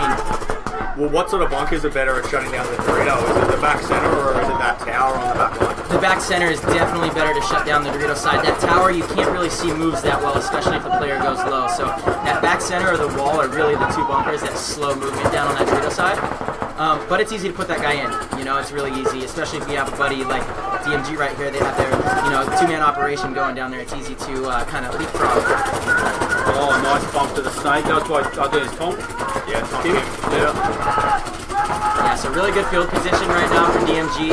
Just across the board. Got all the good spots. Like he's trying to put pressure on the Doritos. This is more the kind of paintball I thought we were going to see in this first point. Yeah, for sure. Maybe both teams just feeling each other out. Look at that player on DMG all the way on his belly. Nice and low.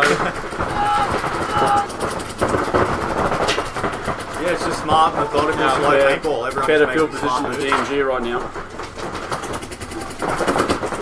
Yeah, once Thomas Kim makes that move into the snake, they'll have the whole 50-yard line pretty much. Yeah, I'm not really sure what's stopping him. I think it's that tower. They just lost the snake corner exclusive. Yeah, so I think that was Aaron McCauley. He was the first one to die out there. But the tower, which is actually Keith DeVitt for explicit, is the one keeping the DMG player out of the 50 snake. He's doing a good job just rolling his gun over there. Referee running over, reaching for his flag. Yep, and there's the penalty. Yeah.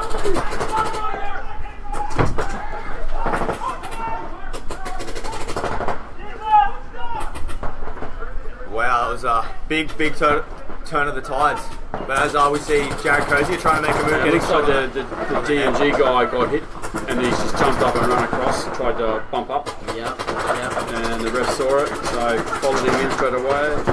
Yeah, man, and penalties like that can just cost your team so big, This is where we see DMG talking, working it out. Going to come back from that penalty shoot. Nice snapshot from Thomas Kim, takes out Plucker. So what do we got now? Looks like a 2-on-2. Yeah. But the snake. yeah, so 2-on-2, but the tables turned a little bit. Explicit is stacked up on the Dorito side and DMG's on the snake side. So we'll see who's going to take advantage of this first. Run like Keith. Oh man. I don't think anyone saw Keith make that move into the Doritos. He's about to shoot the wall player. which he does. So now we got ourselves a nice one-on-one. Catch Thomas Kim. But the DMG player does not know where Keith is. Oh, and When he he just goes missed right it. for the buzzer. Oh, smart play by Keith, man. Smart play. Well really done. smart play by Keith. I'm surprised that the DMG player did not catch a glimpse of him. Just right I there, thought he yeah. would have caught him going across the oven, but obviously he was looking Right. left. And you know, that's a good lesson though when it comes down to those low body situations. You don't want to get tunnel vision into one zone. You want to be really active with your eyes and just kind of peek around. Especially if you see your wall player get taken out like that, you know that the other player is making a move down the Dorito side. You know, you should be able to understand where he got shot from. And you've got to give credit to DMG on this one because like they had a position of profound trouble then, and they almost brought it back. Yeah, absolutely. You know, it was that penalty over on the Dorito side really hurt them. Yeah, You know, if they didn't get that's that what I mean, penalty. yeah, they actually got it back down to Right. a 2-on-2. Right. All right, so 2-0 is the actual score up there for Explicit. 5 minutes, 14 Well, there seconds goes- to go. There goes my score. Yeah, there goes mine. Oh, Mike, you're still in this, dude. Oh, You're okay, still in come this. on, DMG, you Giving got this, boys. A 3-point run right here. Quick 3 points. If Eesh. anyone here can do that, DMG Totally. can do that. Yeah. So, for sure. again, look at their pits. They're calm, all good. We've Sure. got 5 minutes left on the clock. Yeah, I actually want to change my pick. I'm going with Explicit. 4-0. I'd be surprised, man. Yeah. I think. Yeah. I'm going to go with Explicit. This is what I get. Say for they betting win at against least my 2 boys, points. dude. I still feel confident that DMG can put 3 points on now. Yeah, see, Make me look that, good. That last one should have been theirs. You know, I was wondering too how they were going to adjust to, because they play split deck over in the U.S. and obviously when they get to the finals, it's the traditional 2-team match.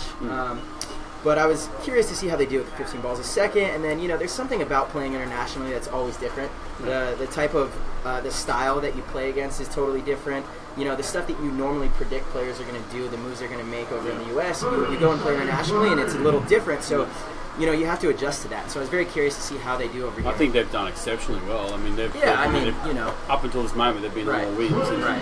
certainly with 5 minutes to go, it's certainly not over by any stretch of imagination. Absolutely. No.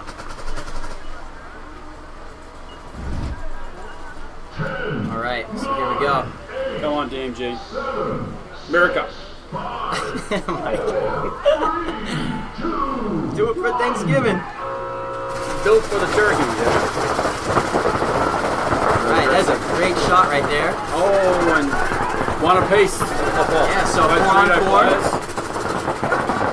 As you said, yeah, it's both Dorito players, but DMG first to make that filter regain control on the Dorito side, which is really big, you know? I wish Explicit would have recognized that sooner and gotten into that big Dorito.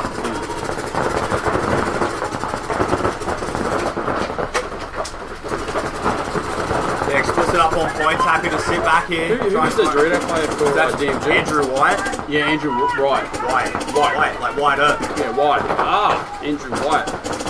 Yeah, he's done some big moves, big run throughs. The player that's over there right now, yeah, he's I think it absolutely is. some I big could be moves wrong. over there. There you go, and DMG slides right into the snake. So now they're in the Dorito 3, the center 50, and the snake. They have Explicit on their heels. But, you know, they've had field position almost every single point. They just haven't been able to close out these games against Explicit. And as you said, Mike, you know, Explicit's in no hurry, you know. Time's on their side now. Right.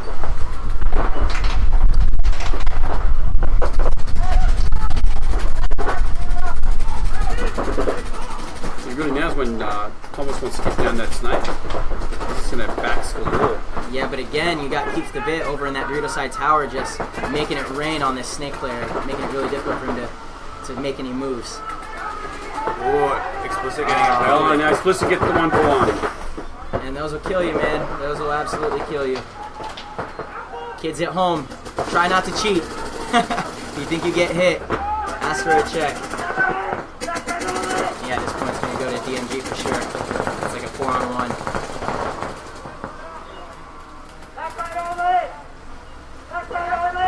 I still like this. You know, it's 4-on-1, and they're not getting that blood in the water moment where they're just rushing down and throwing their bodies away. They're still playing really smart. Paintball. Right. And Big that's towel. Why would Explicit towel? good question. You know, sometimes people's mentality on that when they only have one player alive is, last thing they want to do is have that player get a Get all penalty. blazed or Yeah, or that, get shot up, which Yeah. makes it difficult to come out for the next point. But We've also, been watching a lot of the this where chance- they wait till the guy gets run down and they go, and they Yeah, get the towel. yeah. I've seen that a few times today. It's like, thanks, guys. Yeah, when you walk Thanks. over, you're like, that's pretty brutal. Thanks a lot, Yeah. guys. Yeah, couldn't you just towel it, Right. 10 seconds earlier? Do you think Yeah, my team never tells it when I'm the last one. Sometimes I'm like, gosh, But dude, see, that's because you're just a killing machine, man. They're thinking, nah, Oh, 4 man. on 1, Sometimes, dude. Marcelo's got Sometimes. this. You guys don't see all the other times they get pumped in the neck. Marcelo. Speaking of pumped in the neck, have you seen the back of Ryan's neck? Yeah, he got it good by his own team. By Dan Woods, yeah, by his own team. Yeah. Goodness, it's funny you say that because I just recently saw it like an hour ago. I was like, oh, Ryan, what happened there? Yes, yeah. I thought they were behind me. I think maybe they were. Do you think with DMG only having the 5 players that they'll find problems going in with their coaching staff, like not having that sort of? So that's hit or miss. Fortunately they're experienced, and sometimes when you are an experienced team, it's nice not to have the outside noise of a coach. Especially if you're not comfortable with them. Now, if they would have had like their coach from the US come over with them, obviously that's going to help. Yeah. But when you're a player and you're playing in these points, you have a pretty good idea of what needs to happen. What needs to go down, and how you may have gotten beat. So, I think some of the better teams, they actually, they obviously have the coach, but there's a lot of input from the players. Because they come off and they see what needs to be adjusted, and I think with them, if they can get out to the start gate and have a quick 10 seconds to talk about what they're going to do the next point, I think they'll be fine. They know their game plans, they know what all the plays are in their playbook. Well, I guess having the 3-day format as well, they've got two nights that they're able to go and sit back, watch footage, and reassess. Right. I mean, you And gotta keep get- in mind, man, they that- won the World Cup on this layout too, so they know the formula. Yeah. And I said, it doesn't seem to really be affecting them anyway. I mean, it's good they've got a few guys down there. I mean, I saw Dwayne down there helping out before. Yeah. But they got like David and David Hall from Tasmania, from Chaos. And he's come back up here just to help from Tasmania. Really? It's great over here to help. It's always Oscar's great. Oh man, he's gonna make it though. Man, you're up with it. Oh, he made it, Mike. Come on. Oh, he has no loader on his gun. It fell off on the way. That's why you said that. I didn't see it. I didn't see it. Okay. Oh, that's a bummer. But he didn't start the point with it, so No. Right. But if he left it on the ground, he wouldn't get eliminated. So here's the thing. Yeah, you're right. But here's the thing, man. You're up 2-1 against DMG, and you can't get ready for the next point. I mean, And use you your got seven- timeout. and they've got seven guys, exactly. yeah. That's just unacceptable. Granted, it looks like they're still going to win this point, as they shot 1 or 2 off the break. Aaron McCauley's in the snake. He owns the snake side. Ooh, that was risky, huh? Yeah. You pointed that out a few seconds ago. So this is a bit of a sloppy point, and that's, it's going to go to Walker DMG getting now. shot out as well now from the snake corner for explicit. So what do we got? It's a 2-on-2? At least 2. 2-on-3. 2-on-3. Yeah, Doritos Yeah. for DMG. So DMG's in that Dorito 4 over there. Now they got the wall and this player on the snake side.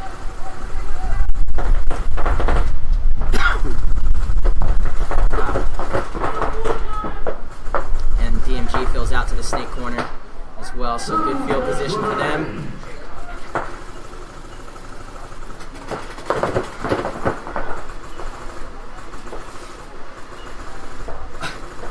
DNG player bumps up to the snake. Yeah, checking his hair on the way in. He's got a lot of hair to check,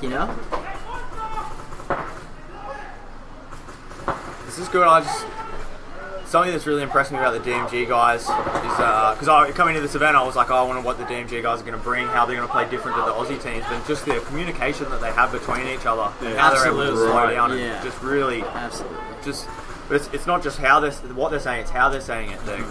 It's great to see. That's the main thing, I believe that. Oh, and that was a snapshot in the face. Yeah. Oh, they don't know that this player is still alive, though. No, he traded out. He had his head. I think he had his head on his head. Okay. Right. That is.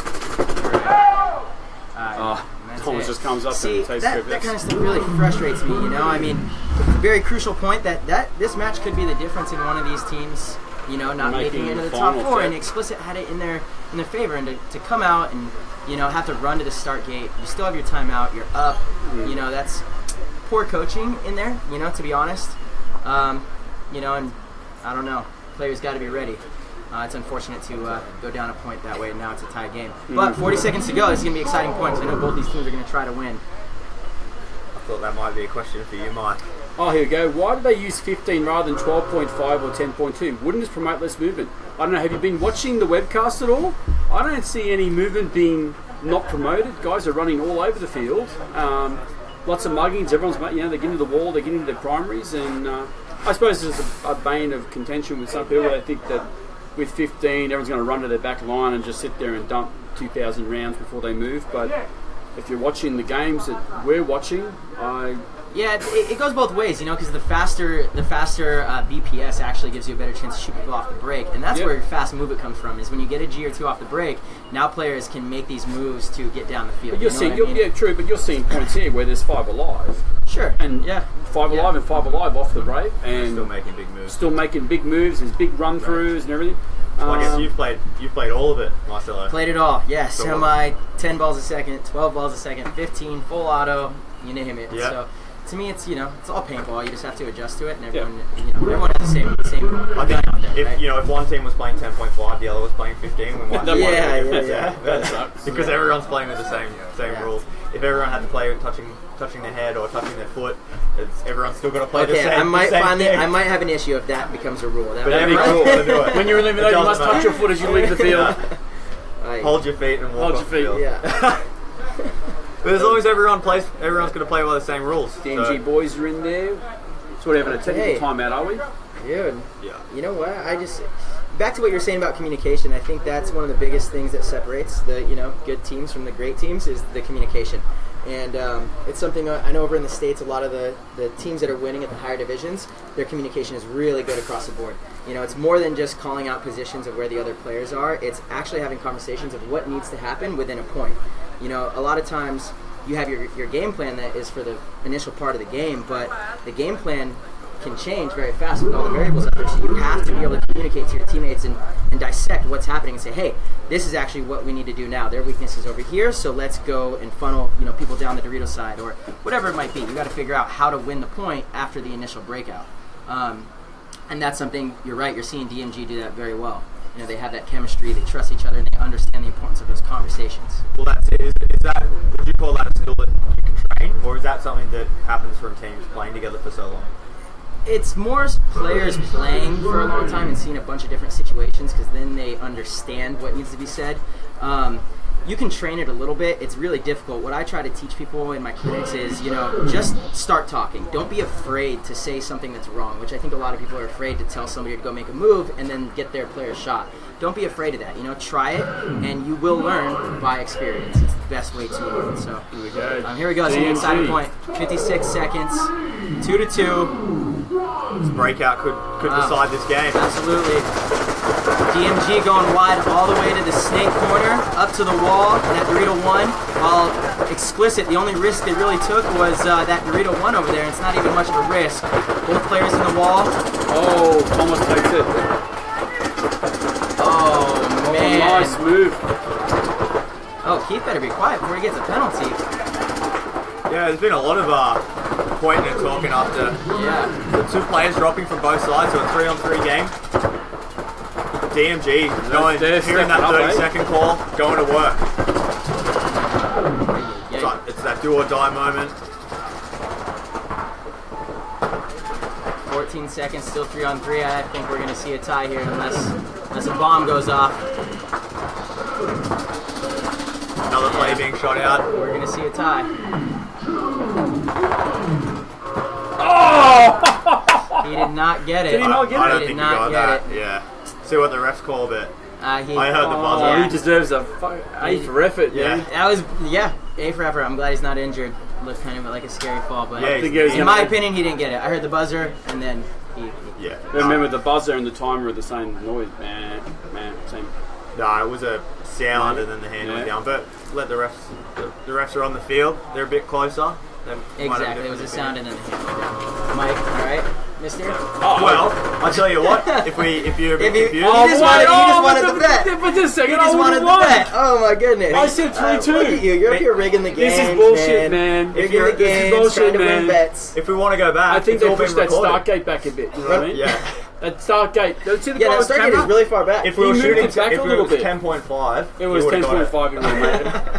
Would have changed the whole thing. So 2 draws for explicit. So a loss. There you go. Wow. Yeah, huh? 2 draws. Man, And that was a Sacramento 3-2 score. So, like you said, this could be a big upset coming later when it matters about who's going to make finals. Yeah, and who isn't. absolutely. I mean, the draw's better than taking that loss. That's for sure. Yeah, but for sure. But did they? Actually, we should find. Guns and gear. The most important piece of equipment is the player's gun. The guns shoot at an amazing 15 balls per second, reaching speeds of up to 300 feet per second. The guns are fed by powerful, motorized 200 paintball hoppers, able to keep up with the gun's extreme rate of fire. The players carry extra paint in pods on their back to ensure they don't run out. Some players carry up to 1,500 paintballs for 1 point. The mask is a specially designed, lightweight piece of gear that protects the player's eyes and face, all whilst allowing the player to hear and speak clearly. All of this awesome gear is available at Australia's #1 paintball store, paintballshop.com.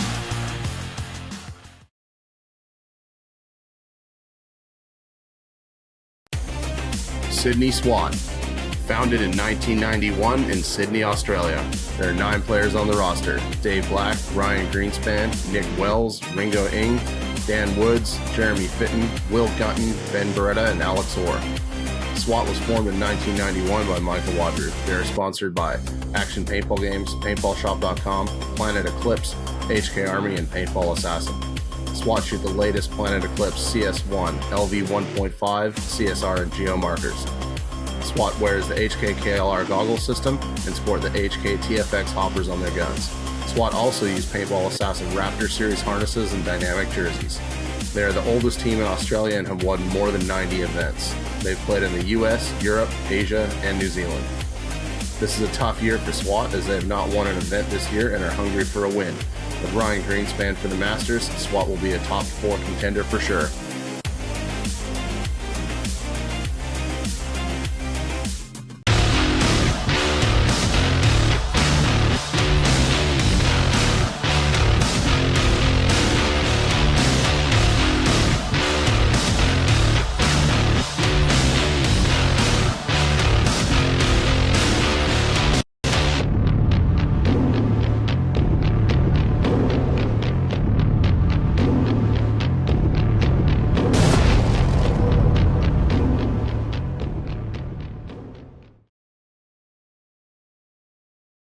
Well, we're back. We're back and we're live. We've got Marauders taking on Sydney SWAT. 2 hometown Sydney teams.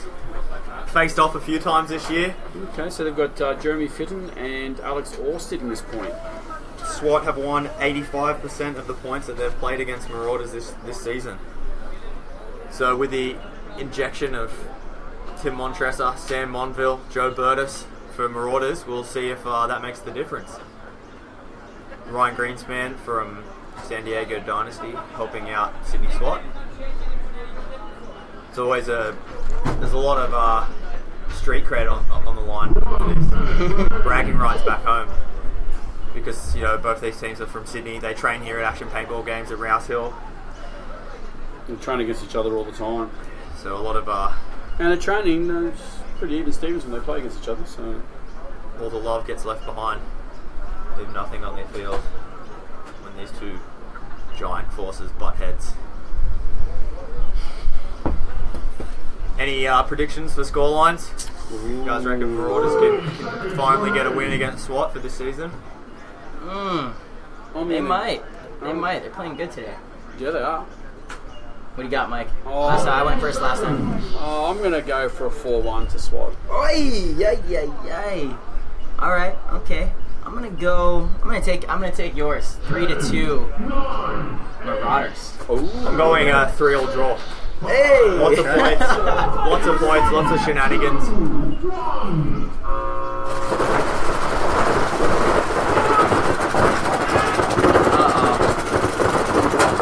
Alright, so 1 down for Marauders already, 2 down. 2 down. Yeah, it was a big Long bite. over here. You see Dan Woods taking a giant bite. Oh, sorry, Greenspan. A big bite into the Doritos, shooting two guys out across the field. Will Gunton, I think, has come across, filling up. I always feel bad saying Will's last name. It just sounds like a swear. Like Gunton.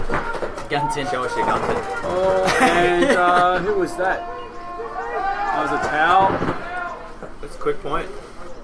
I think that was Dan Woods that shot at the Dorito player. 33 seconds. I'll pencil that in. Quickest point of the weekend so far that I've seen. Is it 33? Is that 33? Is that? Is that? I don't know. Yeah, I think ours is like a 42 second point. 40. 33 seconds. Let's keep track of this. So I like we can give out an award. Prices so far. You're 3-0. 2-0. We've only played 2 so far. 2 so far. Yeah. You guys are up against Menace next, and then who do we got last? I think we got these guys, Marauders. That's right. Yep. Yeah. So good games on their way. That first win this morning against Expendables was a big one for us. It was nice to come out, swinging against a team that is Of that caliber, yeah. of that caliber and consistent. Yep, and in contention for the title as well this year. So, it's good start for us. And it was funny too, because obviously Blake and I play on Dynasty back home. Yeah. So I woke up this morning to a Happy Thanksgiving text from Kyle back home, and Blake, said Happy Thanksgiving to everybody too, except for you, March. I'm coming for you in about an hour. Your world's about to end. I just told him I was gonna stuff him before the rest of the turkeys. And so that game, it's always for bragging rights. We always have Kyle fun. Spiger. Big shout out to Kyle Spiger. He's a legend, that kid. Dude, he's awesome. Yeah. What a great person. Great player, great person. Yeah. Oh yeah, insane player. Yeah, he used to come over with your boys all the time. He replaced them with the old man. Old man Randy. We did. we had quite a few superstars guests from the team over the years. It's really awesome, Yeah, for sure. Helps the team a lot, Helps Looking forward, we got this mad player guessing with us next round at International, so really excited about Where that. At? In Pattaya. Pattaya? Who's playing with you over there? Yeah, this Marcelo guy. I even got his jersey, mate. I was so excited. Yeah. Got a Marcelo Mongo jersey. SWAT? Yeah, absolutely. Yeah. It's only been 10 years. I know, right? I don't know. You guys have been blind for 10 years. I'm not sure. Well, look, you're saying Ryan, mate. Ryan's been coming over for over a decade and never played with the team. Always just end up being with someone else. Right. All right, so here we go. Line up over this side. We've got Dave Black, Nick Wells, Dan Woods, Greenspan, and I think Will Gunton again. So,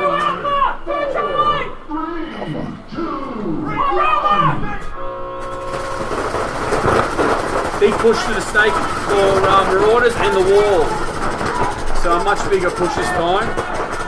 5-on-5. And Will Gunton's the first to go from Sydney SWAT. So 5-on-4. Commentator curse. Hey. Looks like SWAT's just launching everywhere right now. And the wall player's gone from the Royals. I think Ryan might have got him. Both teams in the snake. It's interesting they're putting Dan Woods in the snake squad. He's normally a Dorito player for SWAT he is, but for SDK he normally plays in the snake. Okay. Yeah. I didn't get to watch a lot of their games. I think, you know what, actually, SWAT, it looks like they made some good adjustments, and it's paying off right now because, they were having a little bit of trouble on the snake side. Putting Dan over here, I think is helping. Yeah, Sam Monville taking a walk there for Marauders, and a Dorito player walking out too. And that Tim, Jesus, that didn't work out. I was just going to say, I think he might have got Nick when he did that. He came out of the open. Joe trying to make something happen, back bump from the snake to the snake corner and getting shot out. Pretty sure the game's over. SWAT's just not aware of it yet. Alright, are we going to see the big swing? Yeah. After our 3-0 draw? Well, goodness. I don't know. So far, Mike's been right on the money. And I'm going to still take that 3-2 from the last point as well. Last match. I mean, come on. I missed out by a metre. Yeah, I'm one of those. That's how it goes, man. Sometimes you miss out by a metre. I am a small, petty man. I want you to know that. When seconds count, buzzers are only metres away. Yeah. And I'm pretty sure I said that buzzer. I'm pretty sure was a bit this way, closer earlier today, and I think it's been. It got pushed back. Gotcha. It was a little bit windier earlier. So well, hey, before you know all the facts, you can't just start You're right. You're going on. absolutely Probably right. this time Sunday we'll have buzzers on the next field. Yeah, probably. You have to go on. So, By the way, I love the start gates. yeah, they The come start on. gates. Yeah. Real nice. Like where the buzzer's at.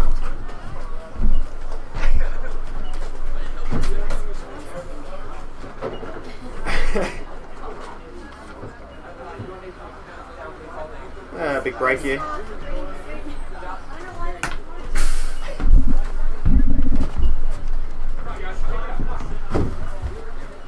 So you get to hear this is the chair scraping competition.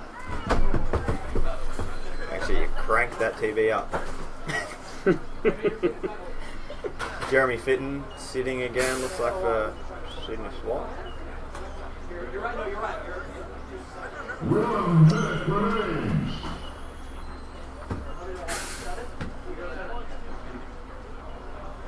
This is a long day, Mike.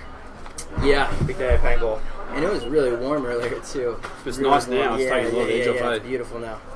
So yeah, that's what we've tried to do this weekend is just pump as many games out on Friday as we can, and hopefully give us a little bit of leeway in case we do get held up on the other days. But Well, I think it's just been the high scoring games that's really. Yeah, there's been a lot of high scoring Yeah, games. well, I said the SWAT Raw one, that was a 10-point Yeah, match. that's I mean, it. that's 20 points in 20 minutes in breaks. Right. In turnaround, so. So yeah, that would have made it a 30-minute game. Nice math there, Mike. Thanks, man. 10 and 20. 10, 20. Man, it's big time. We're doing big things over here. He's got his calculator. All right. Looking at more orders on the screen.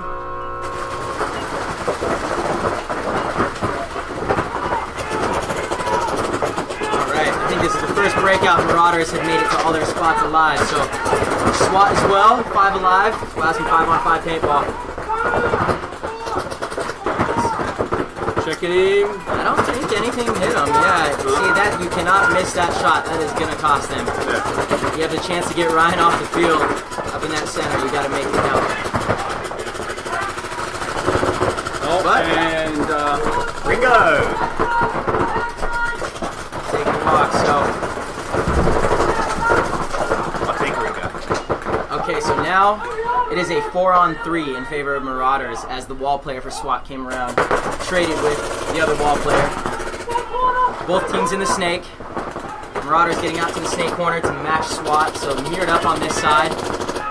Little better field position for SWAT on in the snake. They're up one more of those little wind bunkers. Oh, and who's that just walking now? And Tim gets a shot on Ryan Crossfield. That's huge. I love hearing Tim's voice when he's communicating out there, don't you? He's so loud and very clear with everything he says. So Marauders just have to not drop the ball here. It's a 4-on-2. There you go. Last right. Alive, so are we seeing the start of a swing? Yeah, start of the I did swing say or one point closer to Mike's prediction. Generally speaking, when SWAT loses a point this weekend, they come back with a 5-0, so it's 5 alive. Oh, is that so? That's what That's what's been going on? Alright, let's see. Rhiannon.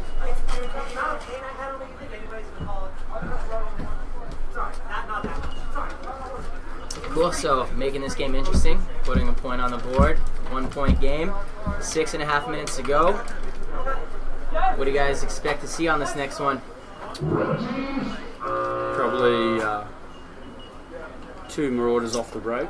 5 alive for SWAT? Okay, I'll go with that one. No, I was predicting what you were going to say. It's not my prediction.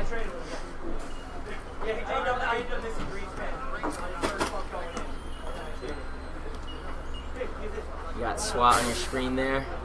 Ryan getting cleaned up. I like that he's been going down and playing the attacker down on that Dorito side. He played it amazing for us at World Cup. Yeah, he did. was the World record, Cup World MVP, record kills. World record, Yeah. everything. So, Ryan's been on fire this year. And not that Ryan was ever not a top 5 player, but this year I think he's been playing better than he ever has. He raised a level that was already at the best and brought it somewhere else. So, now he's still doing that down here. So, if Marauders are smart, they'll go in there. They just have to make that shot count. You know, it's 2 times that they've been in the wall and they've missed that shot on Ryan. And actually, Ryan shot the wall out one of the times and then made the move. Can't let that happen. Even in that last point, Tim Montressor was looking that way too. Yeah. I just heard him in the pits. Right. At least he admitted it. I said Yeah. to his boys, sorry, I missed him. But Right. Ryan's elusive out there. I swear in practice is a lot of the time, you know. They'll shoot at him, you think for sure you hit him, and you didn't. He just dives out of the way.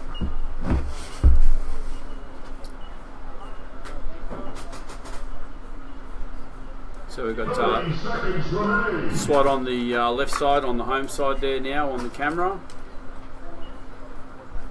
And we've got again Ryan Greenspan, looks like Ringo, Nick Wells, and Dave Black, and Jeremy Fitton. so is there no Ben Beretta here this weekend for Sydney SWAT? No, unfortunately, Ben's had some family issues with his fiance's side of the family. Sorry to hear that, Benny. Yeah, so big shout out to Ben Beretta. We miss you, man. Miss you too, Beretta. Kid's awesome. All right, so Marauders taking a big bite, going into snake 1 off the break. I like that, being aggressive. Seems like a pretty standard breakout for SWAT. Now, the Marauders player's in the wall getting a check. You can't see him. And there goes Ringo coming around. And he didn't need to do that. He just needed to wait a couple more seconds. So what is it, a 4-on-4 now? Definitely better field position for SWAT as they're deep up here in the snake. But look at this battle. Oh, and who's that back there? Ringo's walking off from the back. Yeah, so he was the one who came out from the wall. This is going to be painful now. I like this on your screen. There you go. Oh yeah, that one did not feel good. It looks like Marauders are going to take this point as well. That's their captain, Jason Bias, just cleaning up SWAT. And now Dave shoots it. Uh-oh, so what is it, a 2-on-1? Just Dave? And 2 Marauders players, it looks like? Is it 2 Marauders? Yeah, it looks Sam like Montville Sam. And... Is that Chops over there? I believe that's Chops. Not positive, though. But Chops is playing in his bunker as if he has no idea what's going on. And Alex, same thing over here. He's not sure where the bodies are. He's trying to figure it out.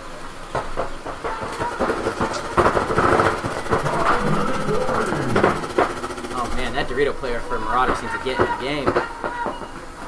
Yep, it is Chops. Yeah, it is Chops. There you go. There you go. Whew, see, in those 2-on-1 situations, it's so dangerous to not apply pressure quick enough because that's when the one, exactly, that is when the one is allowed to, you know, kind of shake and bake and make something happen. All he needs to do is get a shot, you know, one good shot on Sam in a 1-on-1 gunfight because Chops is over there looking inside, and now it's, you know, another 1-on-1. So, you know, anytime you get in those 2-on-1 situations, you need to capitalize as quick as possible.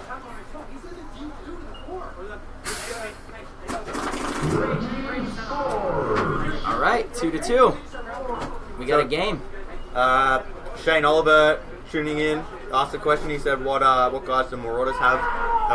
What imports do Marauders have this round?" They have Tim Montressor, Sam Monville, and our favorite, Burtis. Chops. Joseph Burtis. So they got 3 imports. Chops is awesome, man. He's come to so many of the HK clinics. You know, that's how we first met him. Penalty? Yeah, I saw that actually. Something I heard someone say something about stepping on the field or something. Oh, Who got a that's a penalty? rough one What's to happening? take. Oh, I think SWAT's pod girl stepped on the field or something. Ay. but the game's over, isn't it? Points over? Oh, sorry. Not sure. We'll let the ref sort it out. Yoey's giving the thumbs up. Super ref Yoey. The vaping king. Vape gun. So what was the outcome of that one? High technology. Sorry? We got 0 score? Oh, so that makes it so... Does that make it 2-1? the goose egg. Still 2-1? How many this many? What is the score? So everyone that just looked, then Yowie. that guy owes your punch. What's the score? Punch yourself in the leg. All right.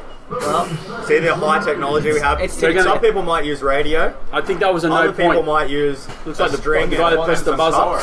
But we just yell really loud at each other. 2-1. All right, 2-1 to SWAT. So that last point wasn't a win. wow. So obviously it must have been a dirty hang or I something. saw the ref like holding and pointing, so like maybe someone was fiddling, turned a gun off, or had a gun unlocked, maybe. See, and again, against these better teams, you cannot give up those kind of points. Hey, Ringo should be pulled right there. His gun was not on the net. It was nothing. That's terrible. Well, if you ever retire from paintball, you can jump in the ref team. Wow. You got eagle eye. Wow. I'm just saying.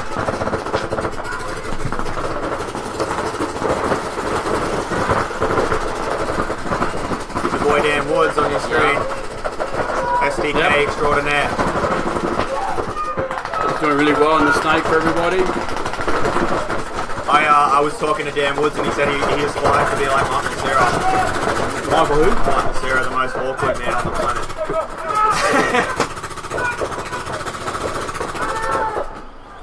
And he has succeeded. Yeah. That was really awkward.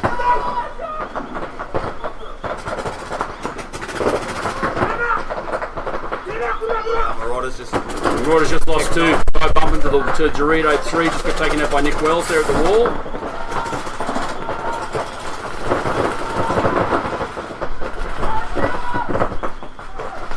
Still not a lot of talk coming from the SWAT side. You know, they're up on points and they're really in control of this game, but it doesn't feel like they are. Yeah, well, especially that last one being a no point, you know, this could be a tie game, but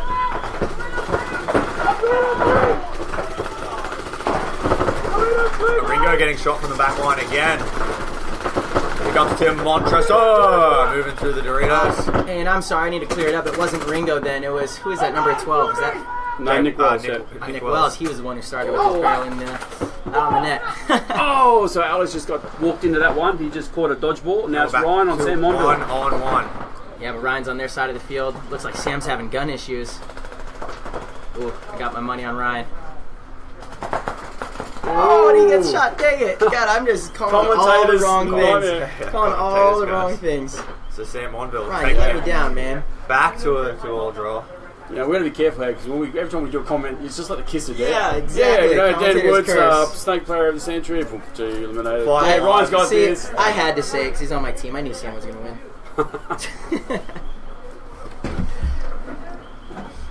It's just killing time. See, and I don't. Maybe he doesn't realize that they lost that point. He thinks it's a 2-1. He thinks it's 2-all now. Yeah, maybe. Yeah, he has to. He has to think that. I don't know. Maybe not. He's giving his guys a rest or something. But in that situation, I think you want to keep SWAT on the quick turn. You know, it's always so 50-50. You wait, you try to throw the momentum off, you know. If it works, I'm trying to think what SWAT's doing differently now because like compared to the previous matches. Dan Wood and the snake. Not pushing out as wide on the snake corner. They are taking the wall a little bit more often as well. Instead they usually were staying back at that can, and now they've just gone straight to the wall. I think they've slowed up on the Dorito side a little bit as well. And I mean, look, even that they had 2 players on the wall on the Dorito side for Nick. Tim shouldn't have been able to come up like he did. He just walked up slowly and shot Nick in the back. With 2 guys behind you, you'd think one of them would have been able to... Well, where they were defending from, you know, you had Alex in the snake corner, which doesn't have... The snake corner... You've been on the field. The snake corner's not very good at shutting down the Doritos, is it? No, I mean, you have a few shots through little gaps, but no, it's absolutely not a good bunker to shut that side down. Like I said, it's the back center or that center wall that can really shut it down. Other than that, man, if a player, you know, puts a few balls towards your way and goes, he's usually going to have success. Is there much... Well, I remember asking, it might have been Ryan, I asked someone else, like, which side of the wall would you favour if you're going to be playing? Right. Is there many shots on the snake side? Or? There are. It's just a little more difficult with the way that pin sits. You know, and that side is really good to go through, you know, because typically the guy's in there looking Dorito away. You know, but you can shut down that move right there on your screen. You see the big Dorito, the first big Dorito right in front of that little one towards the back. That move from that one to the third one is really big, right? So the wall player has a great opportunity to make that kill. Wow, 50,000 people reached. Nice. Thanks for everyone. Yeah, that's supporting thanks this, for dude. That's awesome. And thank you, Mike. You know, doing a great job over here. So That's the morning session. Ooh, morning session, 116,000 people. I love that. Yeah. And Awesome. We're having some dramas with Awesome. the tablet, so we are missing a few comments and stuff like that here and there. And guys, I'm gonna have to get going here about halfway through this point because we do play right after this. Yeah, well, thanks a lot for joining us, Marcelo. Absolutely. Thank you for everyone watching. Thank you guys for having me up here. We've got 2 more long days of this ahead of us, so I'm sure I'll we be can back see you up here. again. Sure. Huge bite by Ryan over there. He wants this win all the way into Dorito 4. Yeah, we're doing that up against Tim Montress's gun. Looks like he made it in alive. Is that Tim Colley down there? I think no one noticed he bumped up to Dorito 3. I think it's Alistair. Oh, it's Alistair, is it Alistair? Yeah. I think. Number 17. Ooh, that was a good shot. Down to camera. Matt Newman taking a walk on Marauders.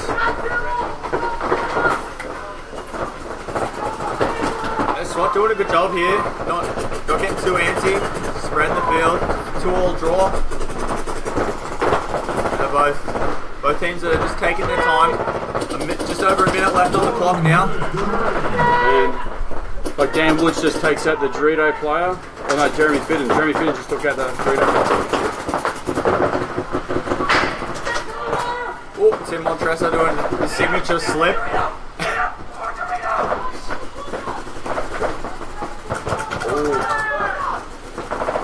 Lucky didn't draw the penalty. They're taking a few extra shots. Oh, and looks like Nick did a big jump and shoot. And shoots Jason Bias in the snake. Right in the face. So toweling from the Marauders. 26 seconds.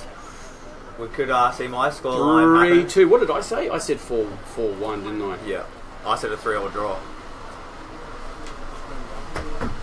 So yeah, while we're waiting for these teams to get ready, we might jump across to a quick word from one of our sponsors, and then we'll be back to this 26-second point.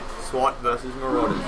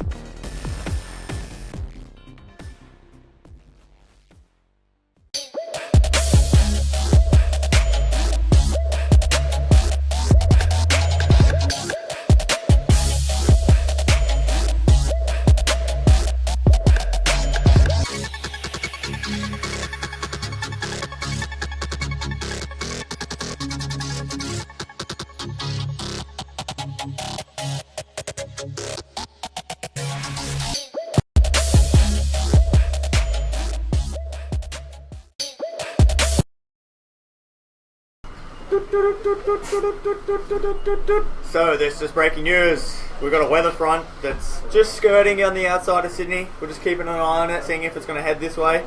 Hopefully it stays over that way. That's Colt, the semi-pro team. That's their home ground. So hopefully they can come visit us in the dry tomorrow. We'll just quickly check in on the radar. What do we ask the weather girl? So let's if we can. It's gonna rain. Yeah, we've got that's us in the swirly patch there. We've got a bit coming from the south, so when it's black, it's bad. I'm pretty sure this is exactly the same as Masters last year. We had that big hailstorm come through. The weird thing is that this morning there was no forecast for any rain until Monday. No, they've been getting it wrong. Pretty much, eh? Every day. When you work outdoors, it sucks. Alright, so 30 seconds on the break clock. Marauders using their timeout to try and get the guys together. It looks like they're sitting chops for this one. So we've got Sam Monville and Tim Montresso out on their field for Marauders. Ryan Greenspan helping out SWAT. Got Captain Dave Black, Nick Wells, Alex Orr, and Will Gunton.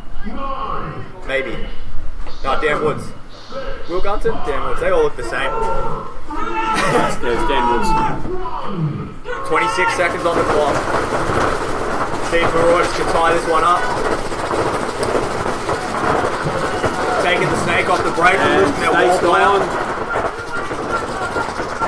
SWAT is happy to sit down, let this one draw out to time. Here comes Tim Montresso launching, Sam Monville launching.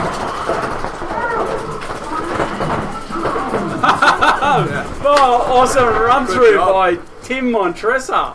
Yeah, it was good. He took a few guys with him. Yeah, he took a heap of guys with him. 2 players left alive for SWAT in the end, and I think 1 or 2 left alive for Marauders. So we're close to And again, it's American on American. Here's the replay of Tim Montresso launching from this Dorito. We'll see him coming through here. Right through. He looks, shoots, then comes through. Pow, pow, pow, pow, pow, and then that was a good run through. Yeah, if it starts raining, we'll probably have to shut the webcast down just because we've got all our equipment. We don't really want it to get wet.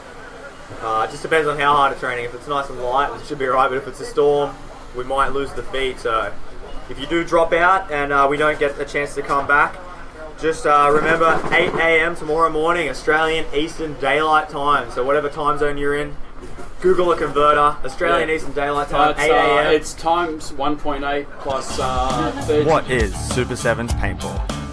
Paintball is a 5-on-5 game where 2 teams go head-to-head in 10-minute matches, fighting to take out the other team for 1 point. Teams get 1 point by shooting all 5 opponents and pushing the button at the enemy team's start base. Players are out when a paintball hits and breaks on them, including their gun.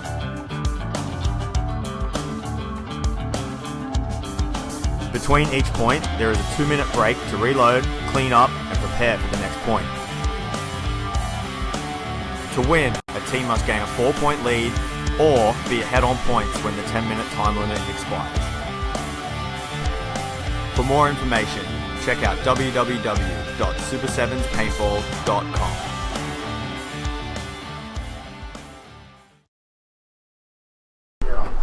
Hi. So you guys have had a pretty successful day so far, winning all of your games. What do you think that you're going to do for the last game today? Well, the last game's against the DMG guys, so they're 3-0 also. Actually, no, they tied. They tied 1, so they're 2-1. No, so I don't know. Just put a lot of pressure on them because they're running with a low squad. They only have 5 guys. So we're just going to try to put a lot of pressure on, especially on the front guys who are getting really tired out. Long points are really good. And I think the guys are playing a lot better, so we'll hopefully keep shooting people. Do you think that there's still anything that you can improve on in the last game? I think we're getting the guys in the right positions, and we're varying up the center. I mean, I don't know. It's tough to say. There's a lot of variation on the Snake side. The Dorito side's pretty much the same thing every time, and we just got to stay alive and win the gunfights. Play a little smarter at the end, too. We lost a 2-on-1 out there. And are you enjoying today? Yeah, I'm glad that there's a little bit of a cloud cover. Yeah. I really hope it doesn't rain. It looks like it's going to. I hate playing in the rain. Luckily, I'm staying at Mike's house, so I'm going to bring all my wet gear over there and ruin his washing machine. Well, thanks for sitting down with us and talking to us. My pleasure.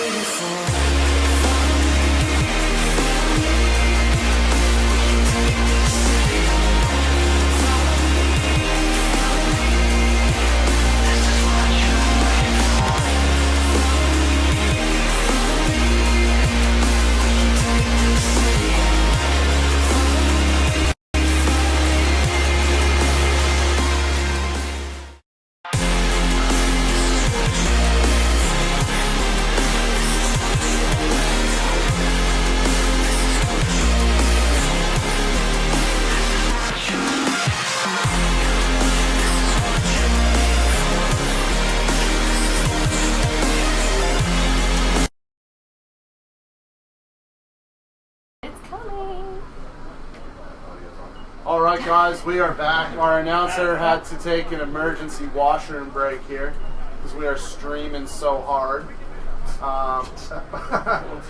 But we are, Scott is coming back right now. We've got this. We are. Sorry. That's all right. This small lunch break sponsored by Smith's. This is the this is the WA playoff, Western Australia playoff. Two best teams from WA are playing now. Two best teams. I think SDK might have something to say about that. Oh yeah, two best teams here. But there is a player from SDK on both these teams. They're here in spirit. Steve Browning helping out the Perth Crisis boys, and is it Chris Nolder? 20 seconds. I think, with the Menace guys. Let me get my notes. Yeah, Chris Nolder from STK with the Menace guys. So Damien Ryan, who was joining us, and Marcelo, who was just up here helping out Perth Crisis. Hometown showdown.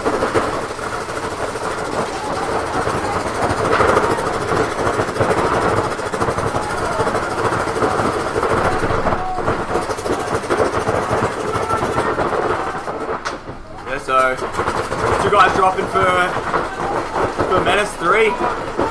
Getting shot out early. Perth Crisis, Chris Austin into the snake. Still 5 alive for them. Wow. There was so much spray came off that guy. I'm surprised he made that in alive. Got Chris Austin about to lay the hammer down. Getting it done. So, first point to Perth Crisis, fresh out the box. See if Menace can use this 2 minutes wisely to work things out.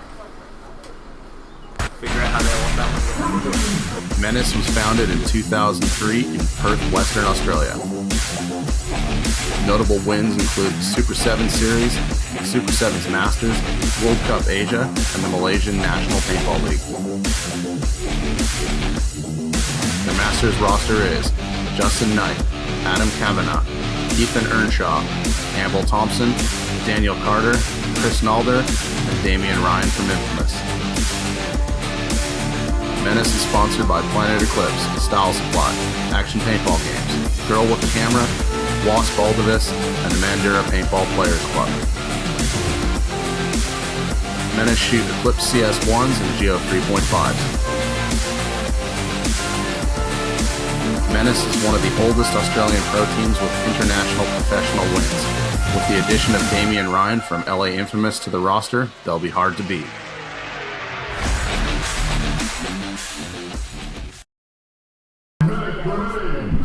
All by myself. No one to talk to. Just me. So I hope you enjoy the sound of my voice. Hi. Hello. So yeah, Sam Monville, just we watched him play with the Marauders guys. He's going to be giving us a hand in a second, if he remembers to come up. Not everybody does. So we've got Perth Crisis. You can see on your left of your screen there. They're going to be trying to take this one out. They're the current series champions. They're current series leaders, looking to be the series champions this year. It'll be a while since a WA team's taken it home with them. Taking the rings. Marcel and I got on your screen there. Gonna make it happen from that back center.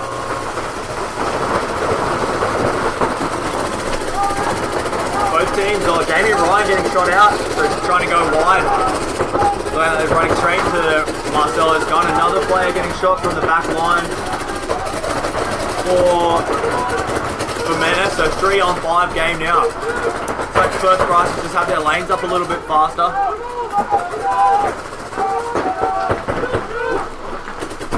And that's Chris Austin, you see on your screen for Perth Crisis. Doing a bit of comms, talking back to his back player, letting him know what's going on. Perth Crisis is happy to play this one a bit slower than they normally have. You see a little bit of lightning off in the distance. Hope it stays there. So Chris Norder getting shot out. So 2 players left alive now for Perth Crisis. For Menace, sorry.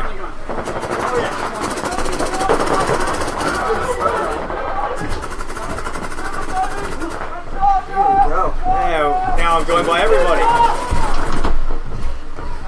We're just about to see Perth Crisis wrap up the second point in this match, winning 5 alive again. Ooh. So starting to put the beat down on Menace. So I'm joined by Sam Monville. How's it going? The Sam Monville. Sam Monville. Oh, look, it's sweaty. You guys lost a. Looked like you guys got a point and then it got reversed or something. What happened there? He had a little nick on his loader, and just one of those things hard to see. Was it one of the Americans? Because you know they're like... It was chops. It was well, chops. chopless. Damn. Chopless now, they shaved, but he... yeah, chopless, that's right. But we had plenty of... It's our fault. Like, we had plenty of time. I could have looked him over and just rushed it, kind of excited to get back in the game, and, you know, that's the difference here, you know. It's small things, and we get that. We go up 1, and it's a different ball game, but, you know, just kind of stupid mistakes, and that's all it takes here.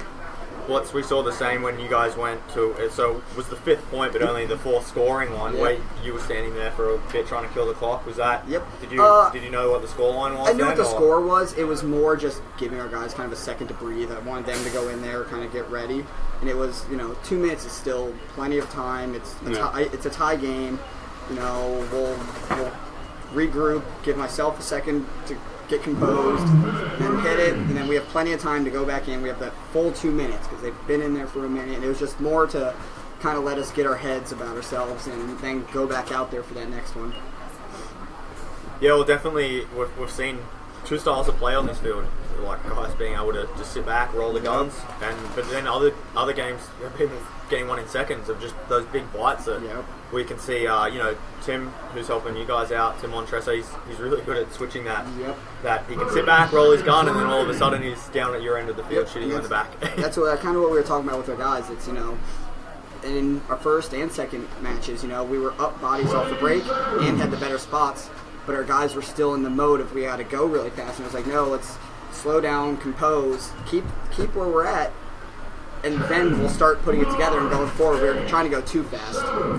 So we're watching Menace on our screen here. Damien Ryan in the center there, helping those guys out. Big and a trade-off there between Matto. I think Dave just got shot by his own player from his Dorito as well at the same time. And Crisis has the Dorito 3. Both teams do. Big bites off the break.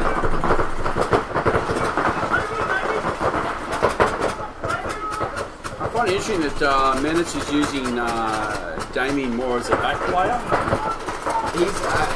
He's another guy, you don't see it, but he gets a lot of unexplained kills. He's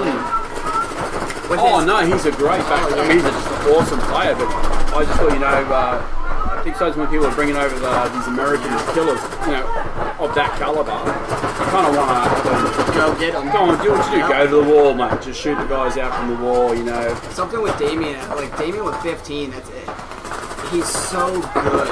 Just such a good shot, and like he's doing now, he does that cross-handed shot, and he's so good about because yes, his gun's in his other hand, he's shooting one way, but he's able to peek so easily and get back to the other side and get those guys that he's seeing. You don't normally see guys resorting to that till they're the 1 on 4 or something, that kind of thing. That's one of those things that we tell people. It's like, big shot. Guys like that, don't try and fix it. That was, speaking of the devil, Damien just did that one. Yeah, he crouched down real low around the inside of that tower and put a shot on the Dorito. So that's Adam Kavanagh on your screen in the Snake going up against Chris Austin.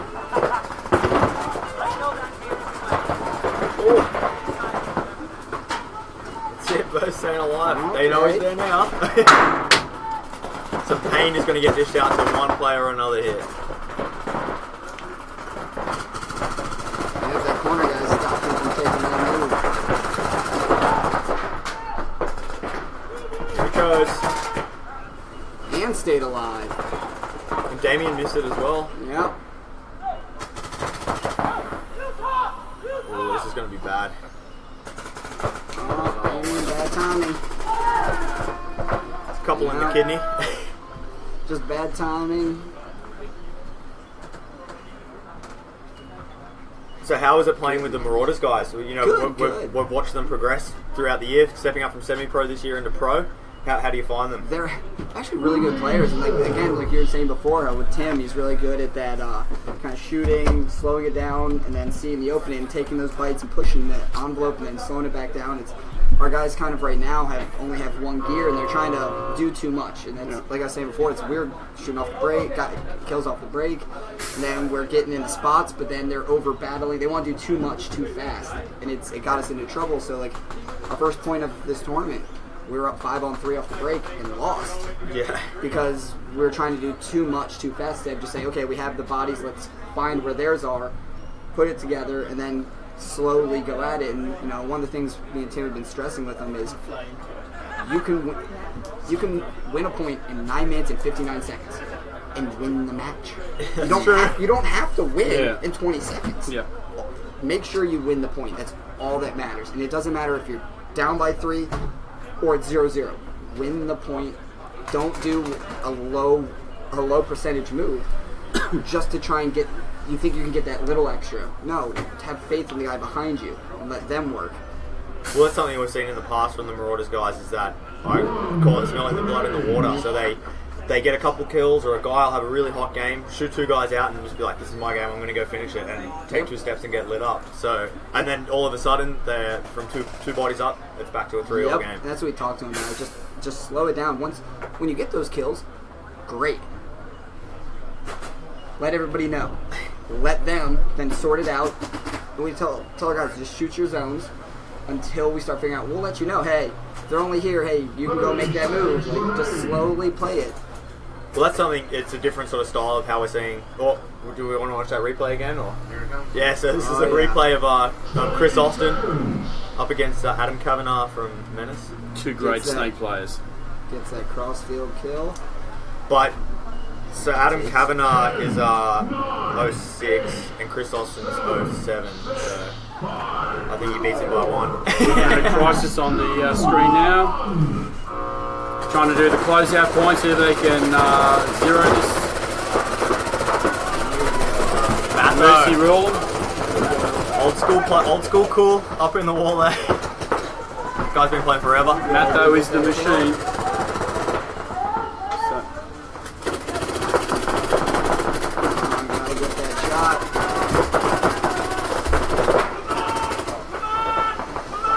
It's been a long day here.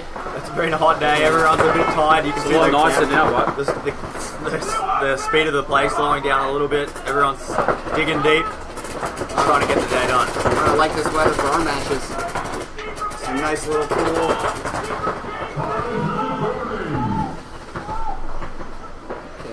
Well, you can hear it now. Yeah, it's just so quiet. No one's talking. 5-on-4 now. All Crisis is doing is locking it down. All the pressure's now on Menace to do something. They're 3-0. They're up. 5-on-4.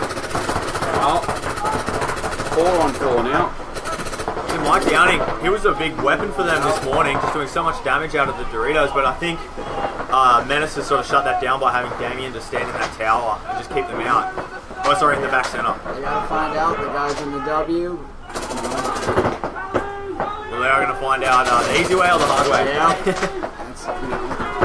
We'll see if Damien decides to try and push it up the middle or work himself wide to help his Dorito guy.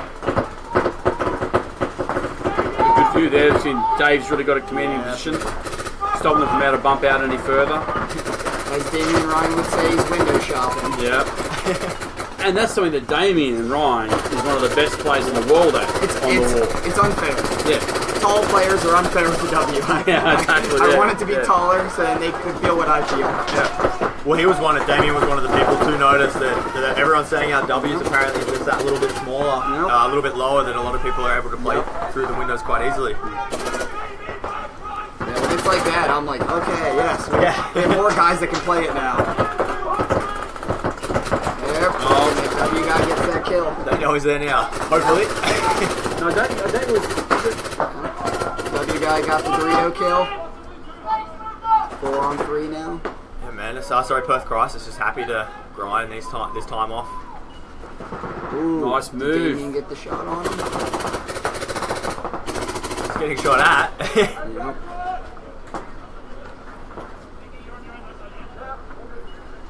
Yeah, Perth Crisis talking to each other. They know what they've got to do. Whereas it's very, very quiet on the Menace's side. These are the guys that are on the back foot. They need to try and work something out and make something happen. Damien watching. Ghostbusting there. I think he thought he was in the next Dorito. Yep. I did. And Dave just like, yep.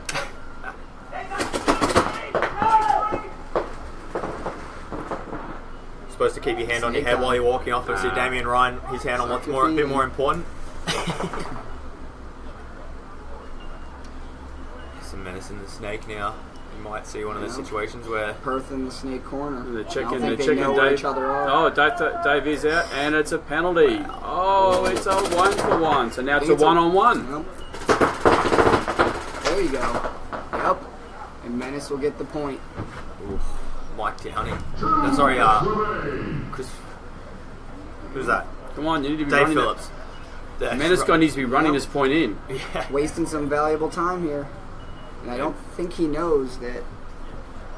I think he's just walking. There he goes. Now we go. There he goes. I think he thought the point had been conceded or something.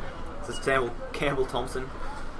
I just wait. Wow. Okay. Precious second. Wasted almost 30 seconds there. Yeah, they might be regretting that later on. They win this next point. They win the next point quickly. Better get some, get a couple kills off the break, wasting that much time. Menace is definitely capable of that. They've got some good shooters on their team.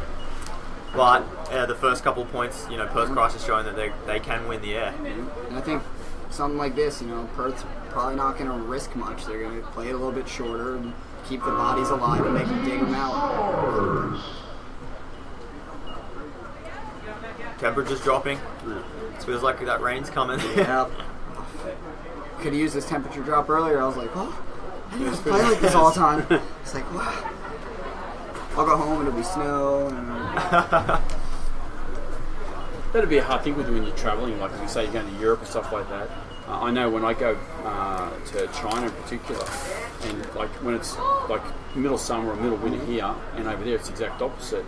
It's really hard not to get sick. Oh, yeah. Because, you go from your body just being like, 30, 35 degrees to 0 or below 0.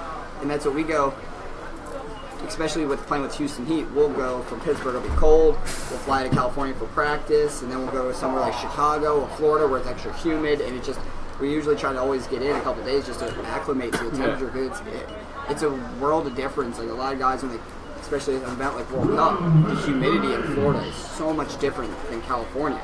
So when you come down and you're playing these back-to-back points and playing a bunch, it's harder to breathe, you're sticky, all your equipment's all heavy. It's definitely a different game out there. Do you get those afternoon showers in Florida coming through as well? Where it just definitely. comes through every day on the... That's what we tell people, friends that just go visit that aren't even paintball, they're like, oh, it's supposed to be beautiful. I was like, it's going to rain. They're like, no, it says it's going to be sunny. I'm like, yeah, it just rains for like 15 minutes every day. Every day. You'll be sitting there, you're like, oh, it looks bad. That's rain kind for of 15 that's minutes. like Malaysia. Oh, Malaysia just like rains Malaysia. all the time. That's why everything's so green over there. We were another one time being in Malaysia. And it's downpouring. We look, and we're like, it's not. And it was literally split across the street. Rain, not rain over here. We're like, what? That's control. Yeah. Okay, looking from above, we've got Menace on the left, we've got Cross on the right. 1 minute 37 on the clock.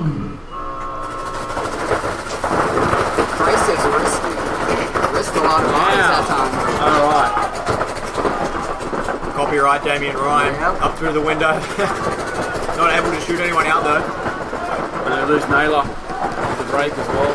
He has not been having a good weekend in that W. No, he's a great player, but he's really been sort of struggling just even getting there. They've been taking him out of the break. See if Damien can get his inside kills. Yep, gets one. Wind picking up. Funk is blowing around. Hopefully our drone can still fly.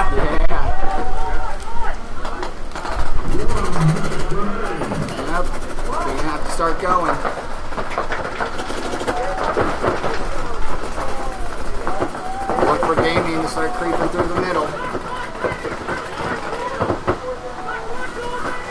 something you would be prepared for? Like, would you have lids and hats and all that stuff in the pits ready to go? Yep. Usually we try to. If we notice, and it's not the same game when it's raining. It's definitely not the same. What's that scoreboard? Looks like it's about to blow over. Oh, yeah. There you go. I hope that ref isn't standing under it. Yeah, you can see. It's gonna be a little too late for Christ. There's a cameraman under there too.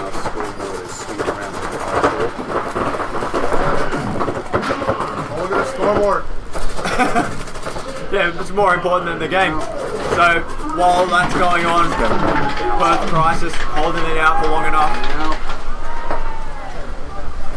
Taking that 3-1 victory. 3-1. So we're just going to cut to a quick commercial. And then we'll be back with Perth Crisis player. Just going to let us know how they...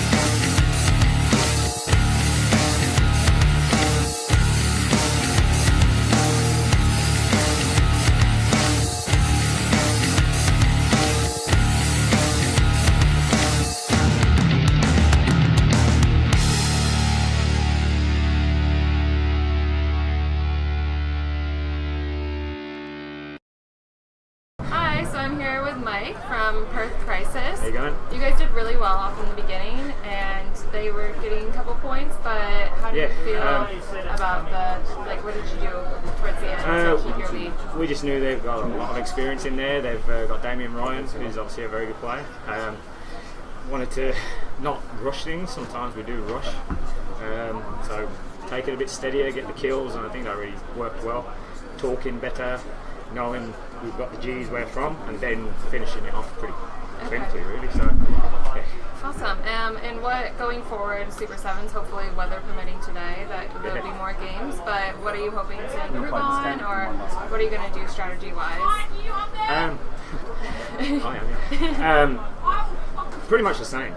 We've had some good games today, good results so far, 3-3 for wins, and we've done what we need to do so far. So we'll continue doing that, and hopefully get through to the finals and then see what happens there. Like, that's where it all can go down. And our main thing is to make the top 4. That would see us through to the series winners. So that's the first aim, but then we want to win. Yeah. That's what we're here for. It's a good goal. Well, thank you for sitting down with us and talking. No worries. Cheers. Have a good weekend.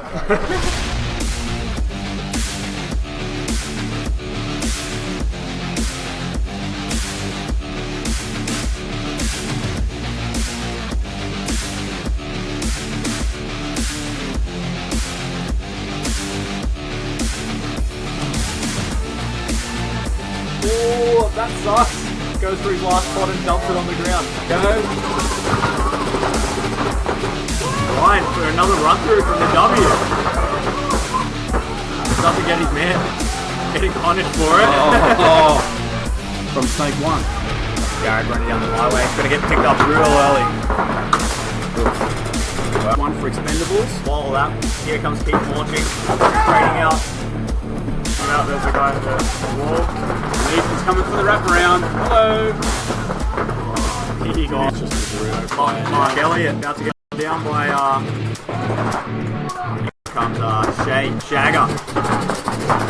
Coming down to trade out with Vincent. Takes out. Nice move by Shay. Been a left now. Not really leaving themselves enough time. Here we go. Here comes the move. Yeah, nice play by Ethan. Yeah. For Grabby. Dave wants to go.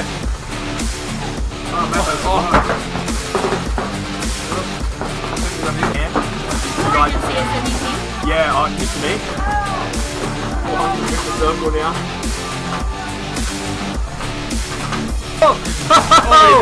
Oh, Snatchu, take that one. Here comes Rob launching. And another bump to the wall. He got him. Well. Traded out with Hopkins. Big flippy goes all the way to the wall. And Nick Wells says hello. Smelling the blood in the water. Through he goes. Okay. About to start this game off in about 20 seconds. Yeah, Explicit taking on Expendables. This should be a good match. Explicit have Keith. DeVitt, yeah, sorry. I don't think he's out there right now. They're on 2 wins and a draw, right, so far? Explicit?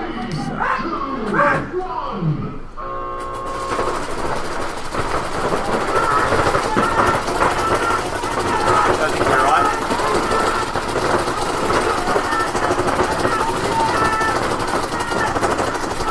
So still 5-on-5 paintball. Explicit have 4 guys down on the Dorito side, now spreading out. It's like Sam Dwyer. The weather. Blake Garber filling out. There's Dave Hopkins, the big man himself, at the wall. I love it. Yeah, he just loves going up there and getting in some. Very formidable on his in there, man. He just he knows his job and he does it. Yes. He executes it. Exactly what you want. But it's interesting to see, like, he was spending all that time looking snake side, but Explicit's obviously going to be trying to push through the Doritos. Yeah, there's not really anyone that's close that can go take Dave out either, so at the moment it's just Dave. Got a little bit of lightning in the area, hopefully doesn't come this way. And Expendables are in the snake already. Matt Kling's pushing along. There we go, get that down the wire shot. Snake corner getting shot out for Explicit, but then refilled by Sam Dwyer.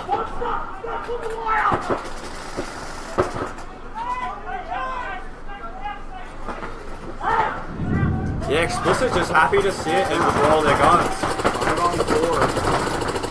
They're not really in any spots to really change. So this is the downside now because those 3 guys are all pretty much pinned. Yep. Well, there's 3 guns from Explicit all focused on the snake. No one really looking down to the Dorito side.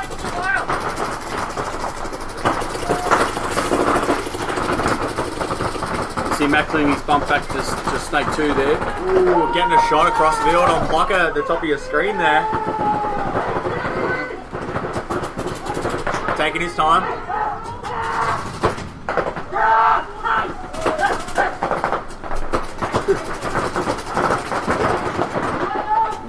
What's Blake doing? He's going to get some blood. Oh no, he was out. Yeah, Blake, something happened there. Probably should have walked straight off the field. He should have done that.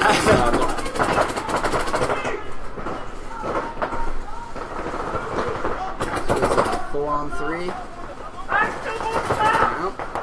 Yeah, it's just been this for Expendables. Have probably had a good minute where the game was theirs. Oh yeah, not going past the 50-yard line. I mean, Dave's really protecting Matt Kling and the Snake, but well, now's his chance. Everyone's looking Dorito side. On the Dorito side.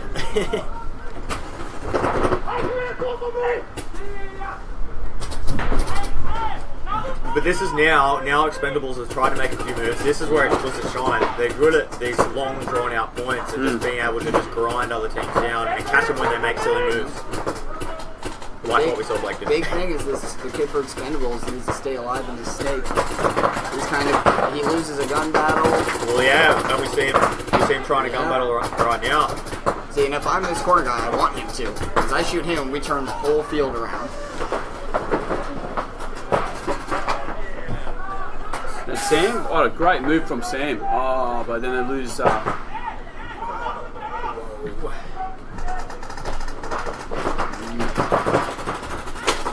Sam on your screen and the Snake for Explicit. Trying to hold out a 4-on-2 game. Just stay calm. So if you were in the Snake in this situation, Sam, would you be looking down the wire or trying to cross up with your other player? Odds are I'd be kind of looking around, maybe trying to pop the top, seeing if I can get a shot on either of these guys. Because realistically, there we go. And Matt's gone. That's what they're waiting for. This changes the game. Now he can turn the field and play the outside.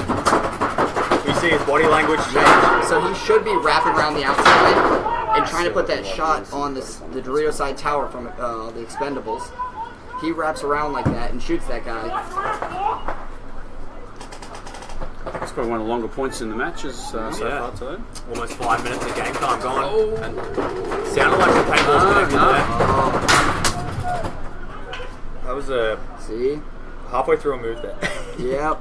See, and the biggest thing is, I believe he's out of paint.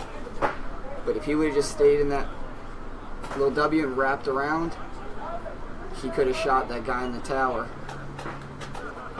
You might see it now. Headbutts of paintball. Yeah, one just came through and got him in the neck. Yeah. Tower dropped one in. Wow. Very big swingy game, this one. Gone back and forth quite a few times. Explicit toweling that one. 5 minutes, 7 seconds it took.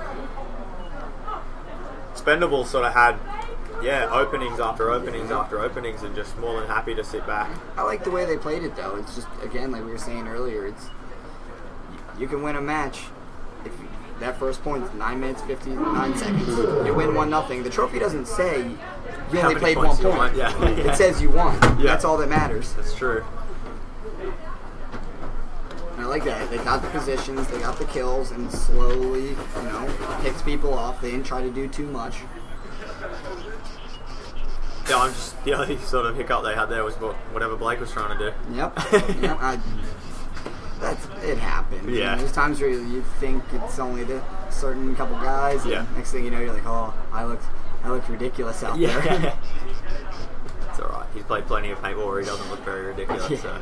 It's one of the guys from the unit coming in, Sam. I thought he was coming in to help his New Zealand brothers, but he's coming looking for some of his gear, I think. Probably take some of his gear back, or steal some pods off them or something. Put 20-cent coins in the loaders. Oh, now we got some Keith DeVitt action. The wrecking ball himself. Yeah, he's got some serious speed, that guy, too, right? He's got speed, he's got size, the man's a monster. When he was training, he came out last week, and they had Greg Sewers coaching and stuff like that. Where is that guy? I saw him. Yeah, he came out last weekend only. He went back to America, and so he was coaching special kids when they were training last weekend. And Keith was just a machine on the field. Hey, He's just brutal. He's one of the most naturally athletic human beings I've ever seen. Yeah. He played with us on Heat and was good friends. Like, the man just picked up a football and threw it like he was like. We're like, what did Jordan have to do? He's like, I'm just throwing it. We're like, Wayne, transmitter change. Transmitter change. Is rain still holding out? We're not getting wet yet. Oh, it's making it much more nicer for everybody. Okay, so we got Expendables now on the home side on the left, and Explicit on the away side.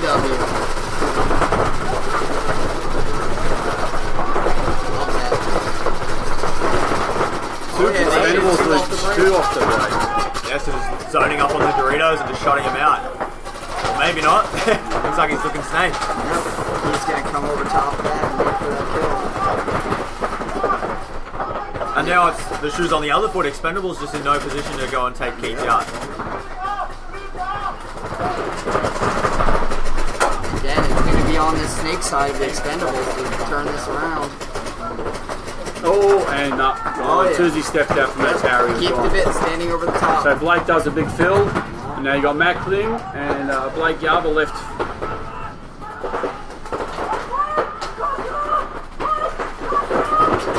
So Matt's calling for Blake just to cross it up. Really hard to see from the snake across the tower. If he's going to be in there, he needs to be shooting that gap between the between Dorito 4 and Dorito 5. By the time he sees it, it's not that ball's not going to get there. Explicit, we definitely know they play slow brand of paintball. They've had 2 draws already this weekend. See, so as soon as Blake whoops across to the Dorito side, they're able to fill the snake.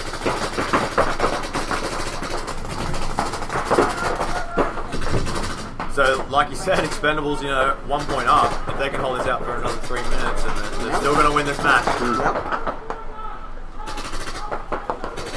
It's definitely possible.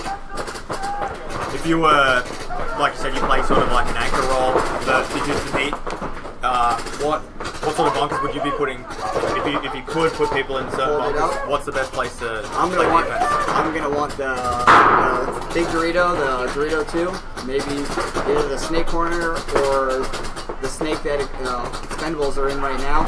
It's so far to come get those guys, and you could just tuck in.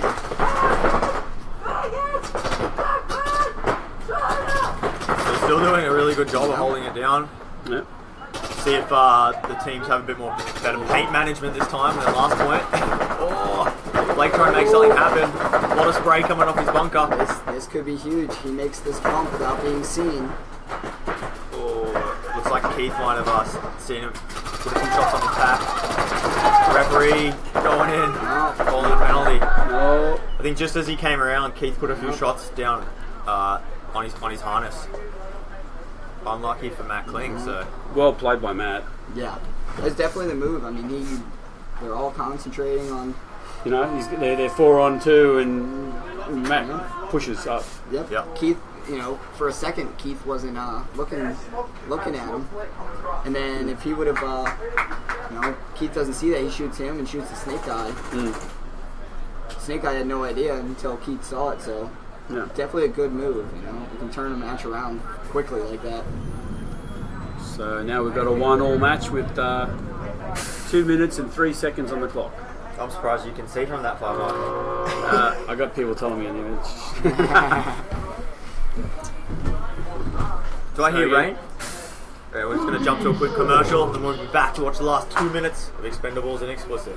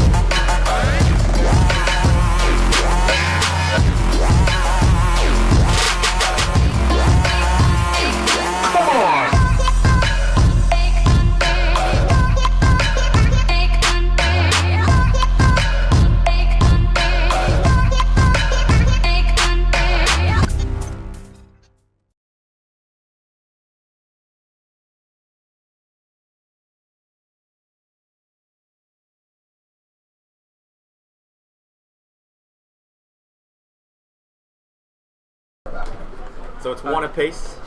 1-1. Adam? Yep. See if Keith's. Oh, they got. And 2 minutes and 3 seconds left on the clock. There we go. See if. So again, we've got explicit. So what kind of variable do you think you'd be doing on this play? Are you gonna bust out heavy off the break, try and shoot some guys early, or I would play it just the same way it was the first point, and just try to play our game. You know, you have to trust in what you do.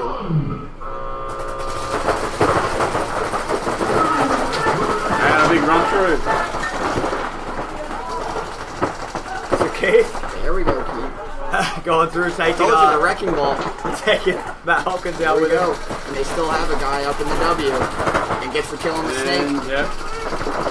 So 2 bodies dropping for both teams. Three for now Expendables. for Expendables. So it's There we go. 3 on 2 with a minute 49. And the rain has started. Just started sprinkling here. Blake Yalber's putting a few shots Let's see if across. the W picks up on Blake. Looks like a 2-on-2 game actually here. Ethan Kleiber there in the W for explicit.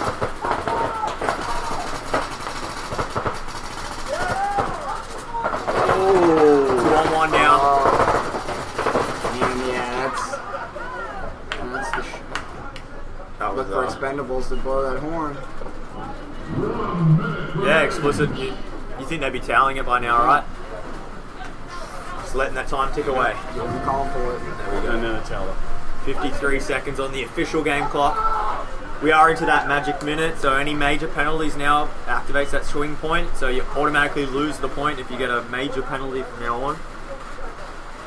Hopefully the guys have hats and... Well, Blake Yarber, he's already sorted. They're always rocking. Blake's always prepared. Always prepared. You're looking at the Expendables pit there now. There's a bit. You can see there's a bit of well, they're jumping up and down a bit. You know, there's a positive. You can see they're being positive in there. Explicit now they've got a big task. They've got 53 seconds on the clock. I like seeing and they're down a point. I like seeing the explicit guys calm in there. 53, yeah. Even though they're down one with only a little bit of time left, they're sticking to the task at hand, worrying about the next point, not trying to get on each other or anything. Just know what they have to do and go out there and try to execute. Yeah. And it's just raining a little bit right now, just lightly. Is that on it? How much time was there at the start of that point? 2 minutes. 2 minutes. Oh, Just it's 2 under minutes 2 flat, minutes. that's right. 2 minutes and 3 seconds. So it's a minute and 10 seconds for that point. So 50 seconds is not undoable. Not doable. There's optimism there, look. It's 53 seconds on the clock, and David Hopkins is bringing out 3,500 rounds on his backpack. I love it. Put the challenge out, see if he can get through it all. Maybe he knows he's going with the wall and he just wants to protect those kidneys. Oh, it's sort of hard. I mean, what do you do if you're Expendables right now? You mean you really want to get you got to take a little bit of ground. You can't be on the back line, but yeah, you want to just be shooting and just deny them. Just stay alive, cross your lines, and just deny them being able to pump out. And penalties are the killer here. I've seen it happen a few times, not today, but over this year, of guys getting that major penalty in a really clutch situation like this when we're under a minute. Not a good way to end the day. See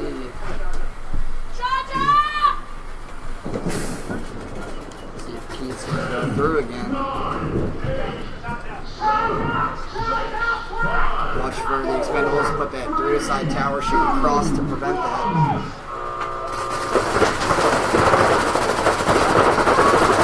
And Keith goes to the snake. How often do you see Keith in the snake? He's a wild man. He'll go wherever. Oh. There we go. 2 Expendables getting shot out. Still 5 alive for explicit. Yep. 30 seconds left on the clock now. If anyone's gonna pull this out, it's Ethan Kleiber. He is the man to pull these moves out. Jared Cozier making something happen. They lost both Dorito side guys. 3-on-3 game now. Keith's got to go. 10 seconds. 3-on-2. Expendables losing another body.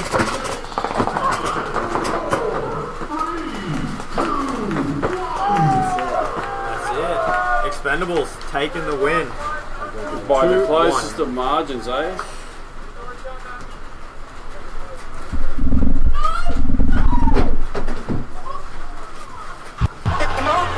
Guns and gear. The most important piece of equipment is the player's gun. The guns shoot at an amazing 15 balls per second, reaching speeds of up to 300 feet per second. The guns are fed by powerful, motorized 200 paintball hoppers, able to keep up with the gun's extreme rate of fire. The players carry extra paint in pods on their back to ensure they don't run out. Some players carry up to 1,500 paintballs for 1 point. The mask is a specially designed, lightweight piece of gear that protects the player's eyes and face, all whilst allowing the player to hear and speak clearly. All of this awesome gear is available at Australia's #1 paintball store, Paintball.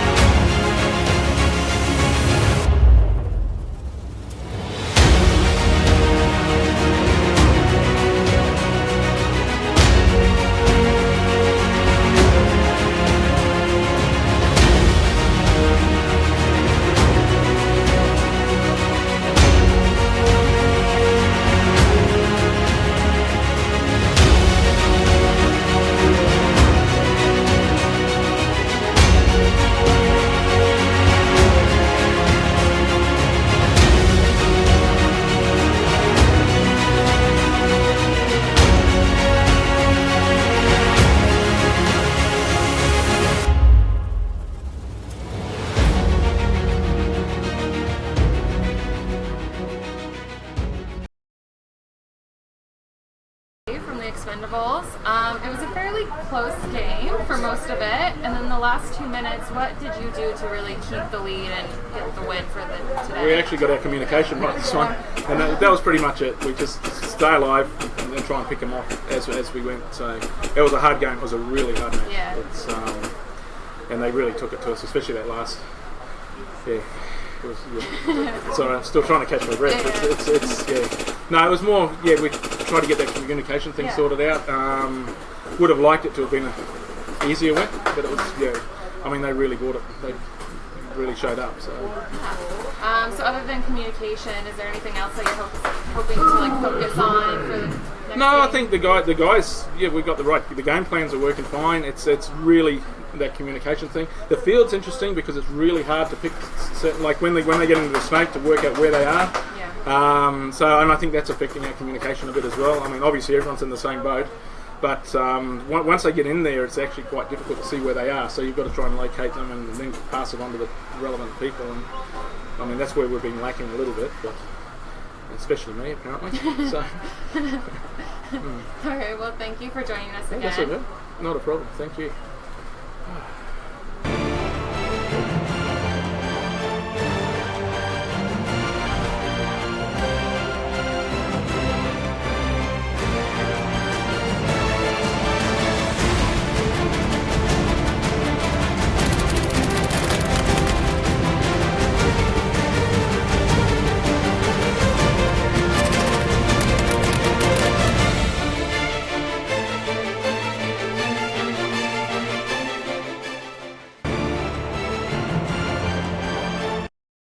Yeah, so Dave's going to hang around and help us call this next game. It should be the last game of the day. We're planning on getting a couple more in, but as these have been long matches, we're sort of been pushed out. So we're going to see Eskimo Brothers taking on Eastside Raw. So Eskimo Brothers, Chad George helping them out. Eastside Raw, all Aussies. All Aussies. That's it. Chad's been moving. He's been flying down the field today. Yeah, he's it's good to watch. Like, we've been a bit spoiled today. The amount of talent there is, and, yes, and all the Americans that have come over, it's been pretty good. And the Aussies and the Kiwis as well. It's been great to see. Yes, it's been some long games. Yeah, especially in this heat. Well, the longest one we've seen went to 10 points scored, so they would have been playing the 11th point. So, as Mike said, that's about 20 minutes of break time. Yeah, long day. We're both gone to the wall. And that ball's really low at the moment too, so it's really easy to fit through those cuts. Yeah, I've heard people saying even that our wall might be a bit lower. It did seem to be, when we walked the field, it did seem to be low. Penalty. A penalty for Raw. Whoops, this is going to get nasty. I'm going to get traded. 2 players left alive now for Raw. 3-2 game. Chad's still in, so... Yeah, spreading the field wide, getting out to the snake corner.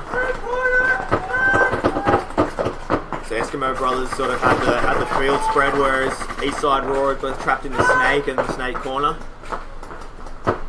Elmo in the snake corner serving tea. But I've seen him pull some stuff out of his bag. It's like he's got a force field there, Yeah, that guy is pretty crazy. I've seen him and his brother. Yeah. They both pull out some strange stuff. So you never know.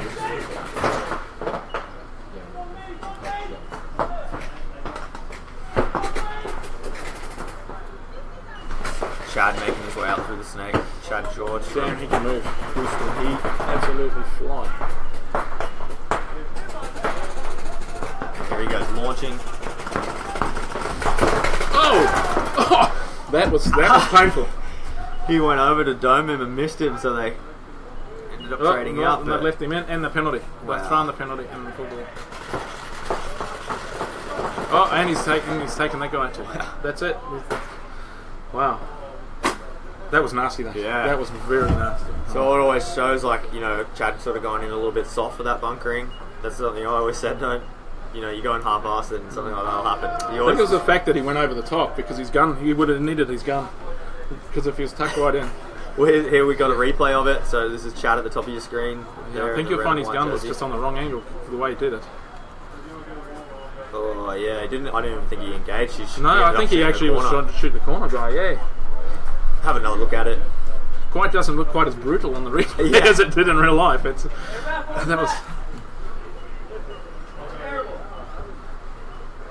Yeah, no, he actually went... Oh, yeah, no, that was a legitimate penalty. That was definitely a legitimate penalty. Yeah, well, you know, the refs are a lot closer than us. They see it all happen, so... But you could see that. He went to shoot the corner. Yeah. He didn't even when he went down, I don't think he was still aware that he was in there. Yeah. I mean, I'm sure if he was aware that he was there, he would have actually stayed up. So yeah, you guys are sort of kicking goals back home. Someone was telling me you've got a field, a home ground now. Yeah, no, we've got a new field which we're just waiting for the government bodies to sign off on it, which from what I gather is about the 15th of next month, so we'll have it all up and running for next year. Yeah. Hopefully we'll be able to entice some of you guys to come over and we'll hold some events. Yeah, awesome. But the main thing for us is obviously training with the Europe and everything. We need, because at the moment we haven't got anywhere to train. I mean, we train for 3 days before this event. Yeah, okay. So that's a main thing. Plus, we want to promote the sport in New Zealand, so we're going to run some leagues for the school kids, and myself and my wife are going to fund a Saturday league for all the schools. So good to see. To try and promote the sport. We've had since we've been on the Super Sevens with the webcast and the Europe obviously as well. The publicity we've got through New Zealand has been phenomenal, and so on a daily basis, people go, "Oh, we saw you, and we saw you on TV, we saw you here," And Amazing. there were some articles a few months ago that were in the local papers, and I had to go to Christchurch for the rugby the other day, and one of the guys said, "Oh, we saw you in the papers in Nelson." And so Yeah, they're actually right. running the stories, and then someone else said they saw it in Hamilton last week, so they're Yeah, running okay. it all over the country. World famous in New Zealand. Yeah, It's like LNP. But we're getting so many people that want to start playing. Yeah, no, it's great. And now the ballistics unit guys have just told me that they're going to play the whole season next year. That's over awesome. here. So Yeah. it's looking up for New Zealand. We could see a New Zealand takeover. I don't know if it'll be that far, but hey, we're going to work on it.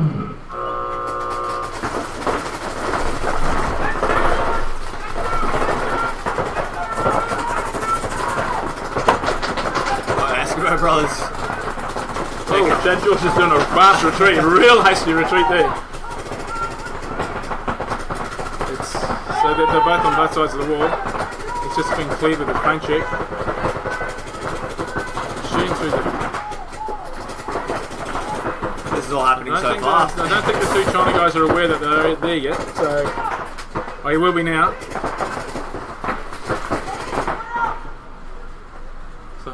Trading out. Yeah, they traded. So, a 3-on-1 game now. Yeah, and they're going to... Here they come down the Dorito side, so... A 4-on-1 game. That's it. She's all over. So yeah, I don't think New Zealand will take over your paintball, but They've done it before. we might take over your parliament. When I first started, oh man, it was New Zealand. You just couldn't beat the New Zealand teams.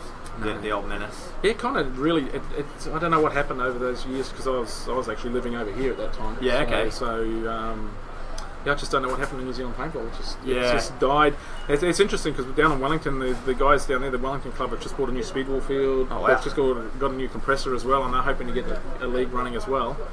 And up in the Hawke's Bay, South Island's not much happening. Yeah, but that sounds like the South Island in general. yeah, though. pretty much. It's sort of.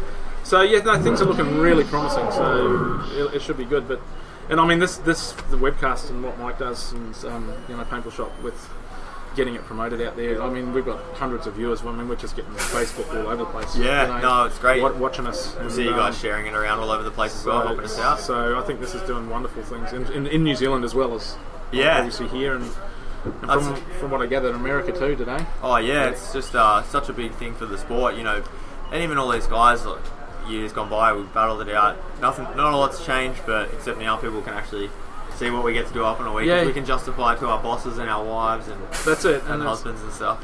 And I mean, let's get real. The guys here, what do we want? We want to see ourselves on TV. We want to see ourselves when the media people put up all the photos, I mean, everyone's whacked straight into it. I mean, and that's what we want. And obviously, more people get to see it.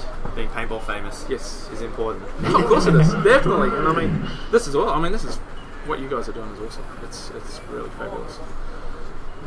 So I guess the other big news for you guys is the big leagues next year. Yeah, we've got the NXL have brought out the Millennium. By winning the SPL, we've actually secured the pro spot for NXL Europe next season, which is a big deal for us. That's amazing. Yeah, no, it's good. Is that the first time that we've had a pro team from the Asia Pacific region? Yes, that's the first time at all. I mean, we've had a lot of help from our friends at Dynasty, obviously, with the guys on our roster, but I mean, all those teams over there are having. I mean, we're all equal over there. So I mean, next year's going to be very difficult with the Russian Legion, etc. Impact, of course. But they've really taken us under their wings as well. They were training with us and doing all sorts of things. They've been fabulous. No, it's good to see this paintball community is a worldwide thing. Yeah, that's great. We've made so many friends.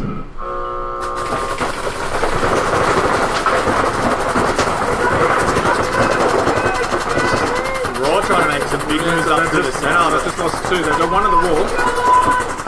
That can be tricky if you do the two guys to the wall and one gets shot out. Sometimes your team's on the rest on it. Yep, and he's coming around and there was no one there. So he's still alive.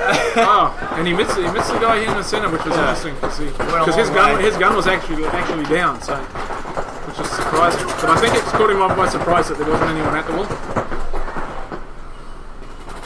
So one player left alive, I think, now for a Raw. You can see on your screen a little bit of rain starting to fall. But it looks like this storm's sort of going to miss us. It looks like it's blown over, but yeah. So being lucky. And that's it. Eskimo Brothers getting another point on the board. I must admit, when we were the last event we were here, after our last game, as we were driving back, there was freaking hail the size of golf balls and cricket balls, and when we went out to play just in that last match, I was like, oh god, we don't want to get hit with any of those. It's funny that we're all out there shooting paintballs at each other, but well, it's actually good that it's cooled down, especially for us, because we've had these communication issues, or a couple of issues this morning, and all our matches have actually gone. That just kept going and going and going and dragging out, and the problem we have with that is it's a 3-day event, and in this heat, our guys, especially the snake guys and the guys that are breaking out to the Dorito, they've had to break out like 8 points and 7 points in a row in the heat, but all day.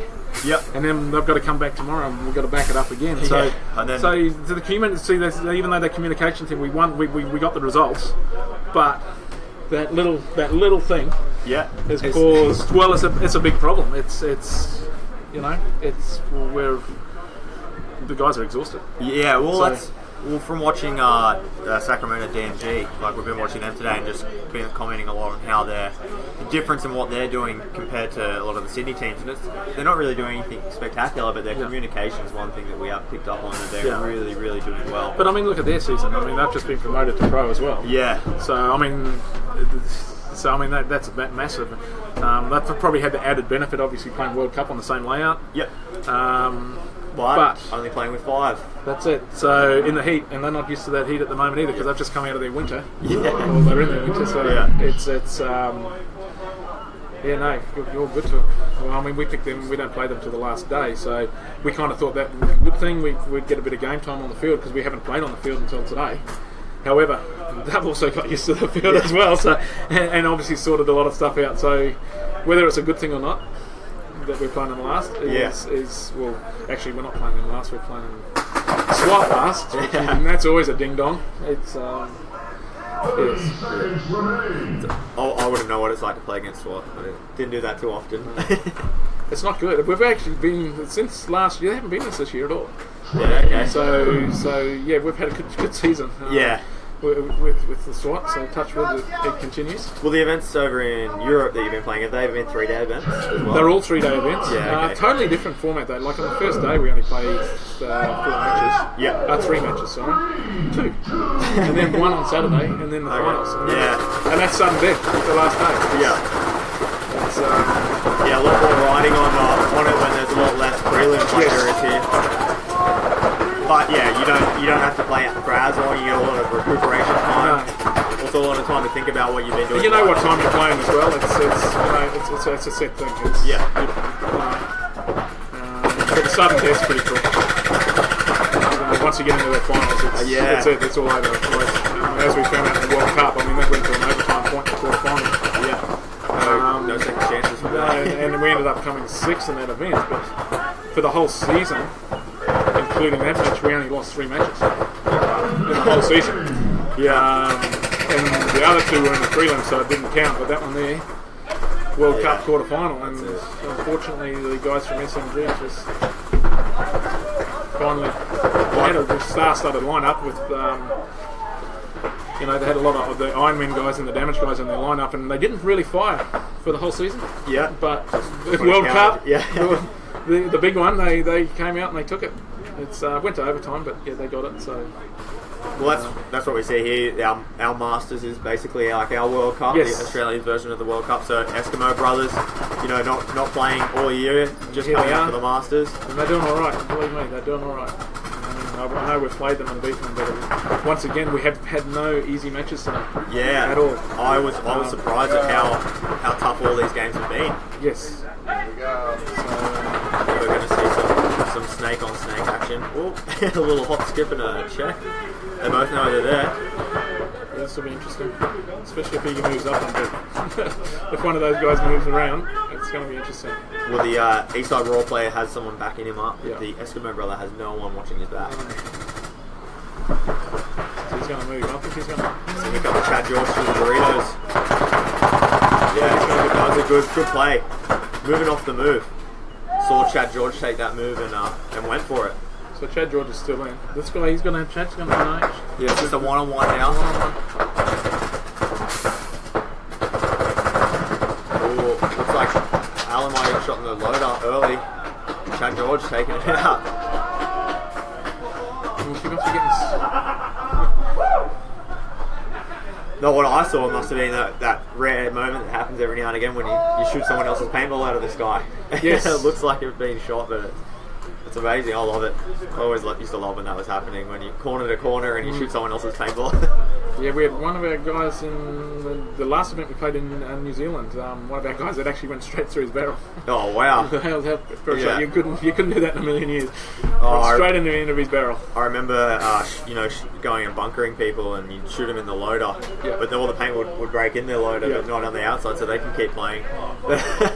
Yeah, I heard you guys played up against the ballistic unit guys. Yes. And ended up beating them out in the finals, the last event. Yeah. It was an interesting event. We it's funny because you have the we come here and we play in Europe, and it's for some reason it's all good, but we get over to New Zealand in the local series, and it's like everyone wants to have their nervous pee beforehand. Yeah. It's like it's like there's heaps of pressure on, and the first day we didn't really do too well, but then they broke it up. We made the top 8. Then they split it up for the top 8 and the bottom 8. And we came out the next morning and it was like, well, guys, what are we doing? We shot our guns, but that's all we were doing. We had no game plans. We were just walking out and going, hey guys, what do we want to do? Yeah. So we decided, well, we need to win this because that's why we had the nervous piece, because everyone's expecting us to win. Yeah. So we got some game plans together, and just the way it went, it was really good. It's good. Moments like that really sort of teach the team good lessons as well. Oh yeah, it was definitely. Because we lost some really soft points. Yeah. But we came out strong on the second day and just won everything, which was great. But the level, I must admit, the level had got a lot better because we hadn't played that series all year. A lot of the guys don't want to play against us because they feel that it's unfair. Yeah. So we sort of stepped back a bit. Sorry, so as we were watching here, almost. So Eskimo Brothers only having 3 guys make it to the gate, and what we missed while we were talking there, sorry, as well, is Chad George hung the flag, but for some reason they caught him out, so there was a no point for that last one.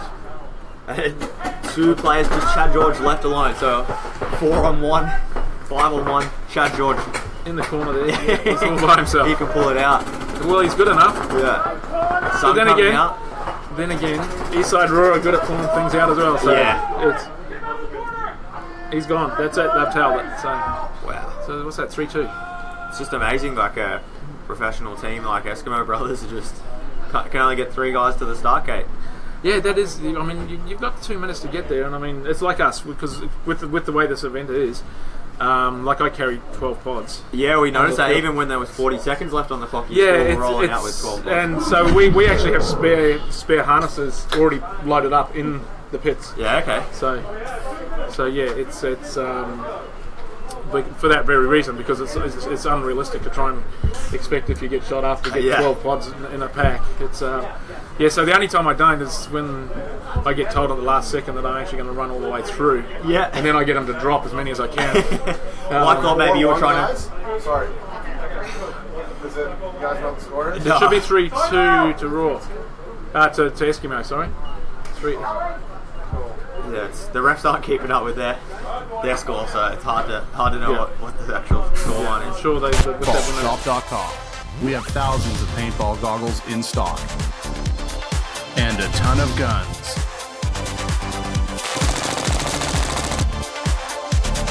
We have all the gear for social, scenario, and tournament paintball. With over 5,000 different products in stock, we have the biggest selection of gear in the Southern Hemisphere. Paintballshop.com, Australia's paintball superstore. Alright, so we've adjusted the score. It's 2-all. Yeah, for that no point that Chad George had earlier. So there's still plenty of time on the clock. So it'll be interesting. Now, I don't know how Chad is. It looked like he hurt his leg when he hit that, because he slipped on the... Yeah, he slipped. I don't know whether he hurt himself or not. I mean, he came up for that last point, so... Yeah, obviously not. But. If he was to hit the buzzer and have it was dirty hang, then they would do the penalty thing, and then that would be a point reversal. But it's not a point reversal, so I don't know what was going on there. No, maybe you stepped out of bounds before you hit the buzzer or something, or yeah, it's a bit. It's just made the Yeah. game a bit more exciting. Yeah, that's it. Maybe they just did it on purpose, just That's for the it. people back home, the viewers. But at the moment, we've got 5 Raw guys out there, and still a minute to go, so they should get 5 to the gate this time. Yeah, easily. Yeah. Yeah, obviously he didn't get injured, he's looking pretty good. And I mean, he can move. I've been watching him all day. He's so quick. The only thing I could see happening is I've been watching him play with his jersey, just hanging out all day. Right. Some referee wants to make his day bad. Yep. You can get pulled for that kind of stuff, I think. Yes. But it's just up to the referee's discretion. Is an untucked jersey really a big deal? It is to the refs. Yeah. it's actually quite comfortable, to be honest. Yeah. It's it is. Yeah. You know. All right, so we're about to watch this point. So just under 3 minutes left on the clock, and it's a tied game. 9, 6, 5. So we see Chad changing up on the Doritos, normally in the snake. He's going straight to it. That's a beautiful move. I've seen him do that a couple of times. So. You can see he caught that China guy straight out, the guy on the wall, straight out, because he just didn't expect him to be there so fast. Yeah, well, they sent Jamie Angus, the Eskimo Brothers, up to the wall as well, so taking a bit of the heat off Chad. Yeah, I've seen Chad make that move a couple of times, and it's actually really hard to combat because your lanes aren't in that position. And it's hard to see it coming? Yeah, well, he's protected by the wall for a lot of the way up, and then he just zips straight across, but your lanes are actually too high because you're actually looking for those back bunkers. So the Raw guy's coming. He's coming to the centre of the seats. So they're both. Yeah, this could be interesting here because a bit of pain coming somebody's way. Yeah. That's Mitch. So no, he's his teammates are on the towel. Who threw the towel? Eastside Raw. They only have was one player left against 4. He seemed pretty excited. He thought he thought he could do it. He backed up. He was obviously thinking about where he was at. Yeah, that's Mitch White. He's keen. He's a keen paintballer. I think they're all keen, the Raw guys. I mean, they've just come back from the States as well. Yeah, they're in NXL. They were over in the NXL, and I think they had a ball there from what I saw. Yeah. I saw a lot of photos, and I think every single photo I saw, if they weren't on the paintball field with a gun in their hand, they were off the paintball field with a beer in their hand. Yes. Or some sort of beverage. Right, we'll jump forward. Eastside Raw have team members from all over the east coast of Australia. This Masters, Eastside Raw is hoping some of their newer players will step up to the plate as the sister team Raw Empire has just finished competing at the NXL World Cup in Orlando, Florida. Raw is one of the few Australian pro teams that are not running an imported US pro player, relying on their long-time experience in the Super 7's paintball series. Here's their roster: Elmo Sheehan, Pete Adams, Kurt Halpin, Mitch White, Mark Elliott, and Andrew Murphy. The team is supported by Elite One Paintball, 33 Degree Clothing, Top Gun Paintball, Integrity Homes, PaintballShop.com, Townsville Paintball, and Paintball Assassin. Raw are constantly improving and have a passion for the game that cannot be topped. They're unpredictable, and if everything comes together, they'll be unstoppable at the Masters. So we're back. Just under 2 minutes of game time left. Eskimo Brothers with a 1-point lead. That must have been quite a quick point, that one. That was about 40, just over 50 seconds. Yeah, we've seen some quick points. The quickest I think we've seen so far was 33 seconds by a SWAT, but we want to see that broken this weekend. So now that sun cloud will be playing into the Eastside Raw, you can sort of see that glare coming off the bunkers. So they're on the wall again. I think both teams got out. Oh no, they just lost one. Potatoes first. Every time you go to say it, someone will die. They've lost 2 now. I might just shut up. So a penalty up in the air for Eskimo Brothers. So that's evened it up. And Chad Dodge getting pulled on the penalty as well. So that's our whole snake cycle. Yeah, 3-on-3 so game now. So once these guys work that out, they could be working to their hands really well. Oops. Yeah, a lot of spray coming out there. Looked like he was shooting a core sample out or something. Jared Baker and the snake. Unfortunately, they've let them come back out.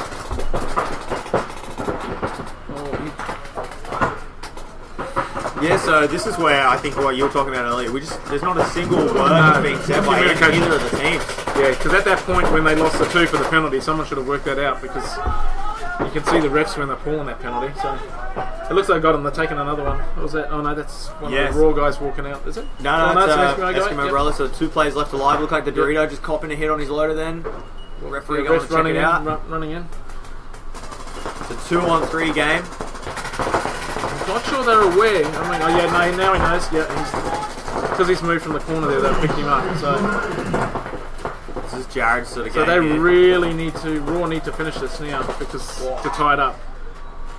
Oh, doesn't know, so it's a 2-on-1. Walking out in front of the guy there. 17 seconds left on the official game timer. 2-on-1. He's got to go. And here we go. Go. Got to get up. Run it in. He's got it. He's going to get it. He got it. Tied it up. That was well, they did real well. Yeah, that was great. That was really good. Yeah, but you know, the teams can have really good breakouts, but it's when that you lose a player or you get a penalty, that's when you need to be able to communicate and actually change the game plan up mid-game. Yes. So hopefully Eskimo Brothers and Raw are both needing a little bit of effort into that communication. Let's see how they go. Referee's checking him out. I think he's all good. And that's a 3-3 draw. That's it. Awesome. So that's the 3rd draw for today. The 3rd draw for today. You don't normally see that. Yeah, normally lots of it's going to make the points tight. It's going to make the points real tight. All those half points, they all add up. Alright. Yep. Yeah, no worries. We're just going to jump to a commercial. Thanks a lot, Dave, for joining us. We'll Thanks be for back having tomorrow. me. So, thanks everyone out there. Cut to some commercials and we'll see you soon.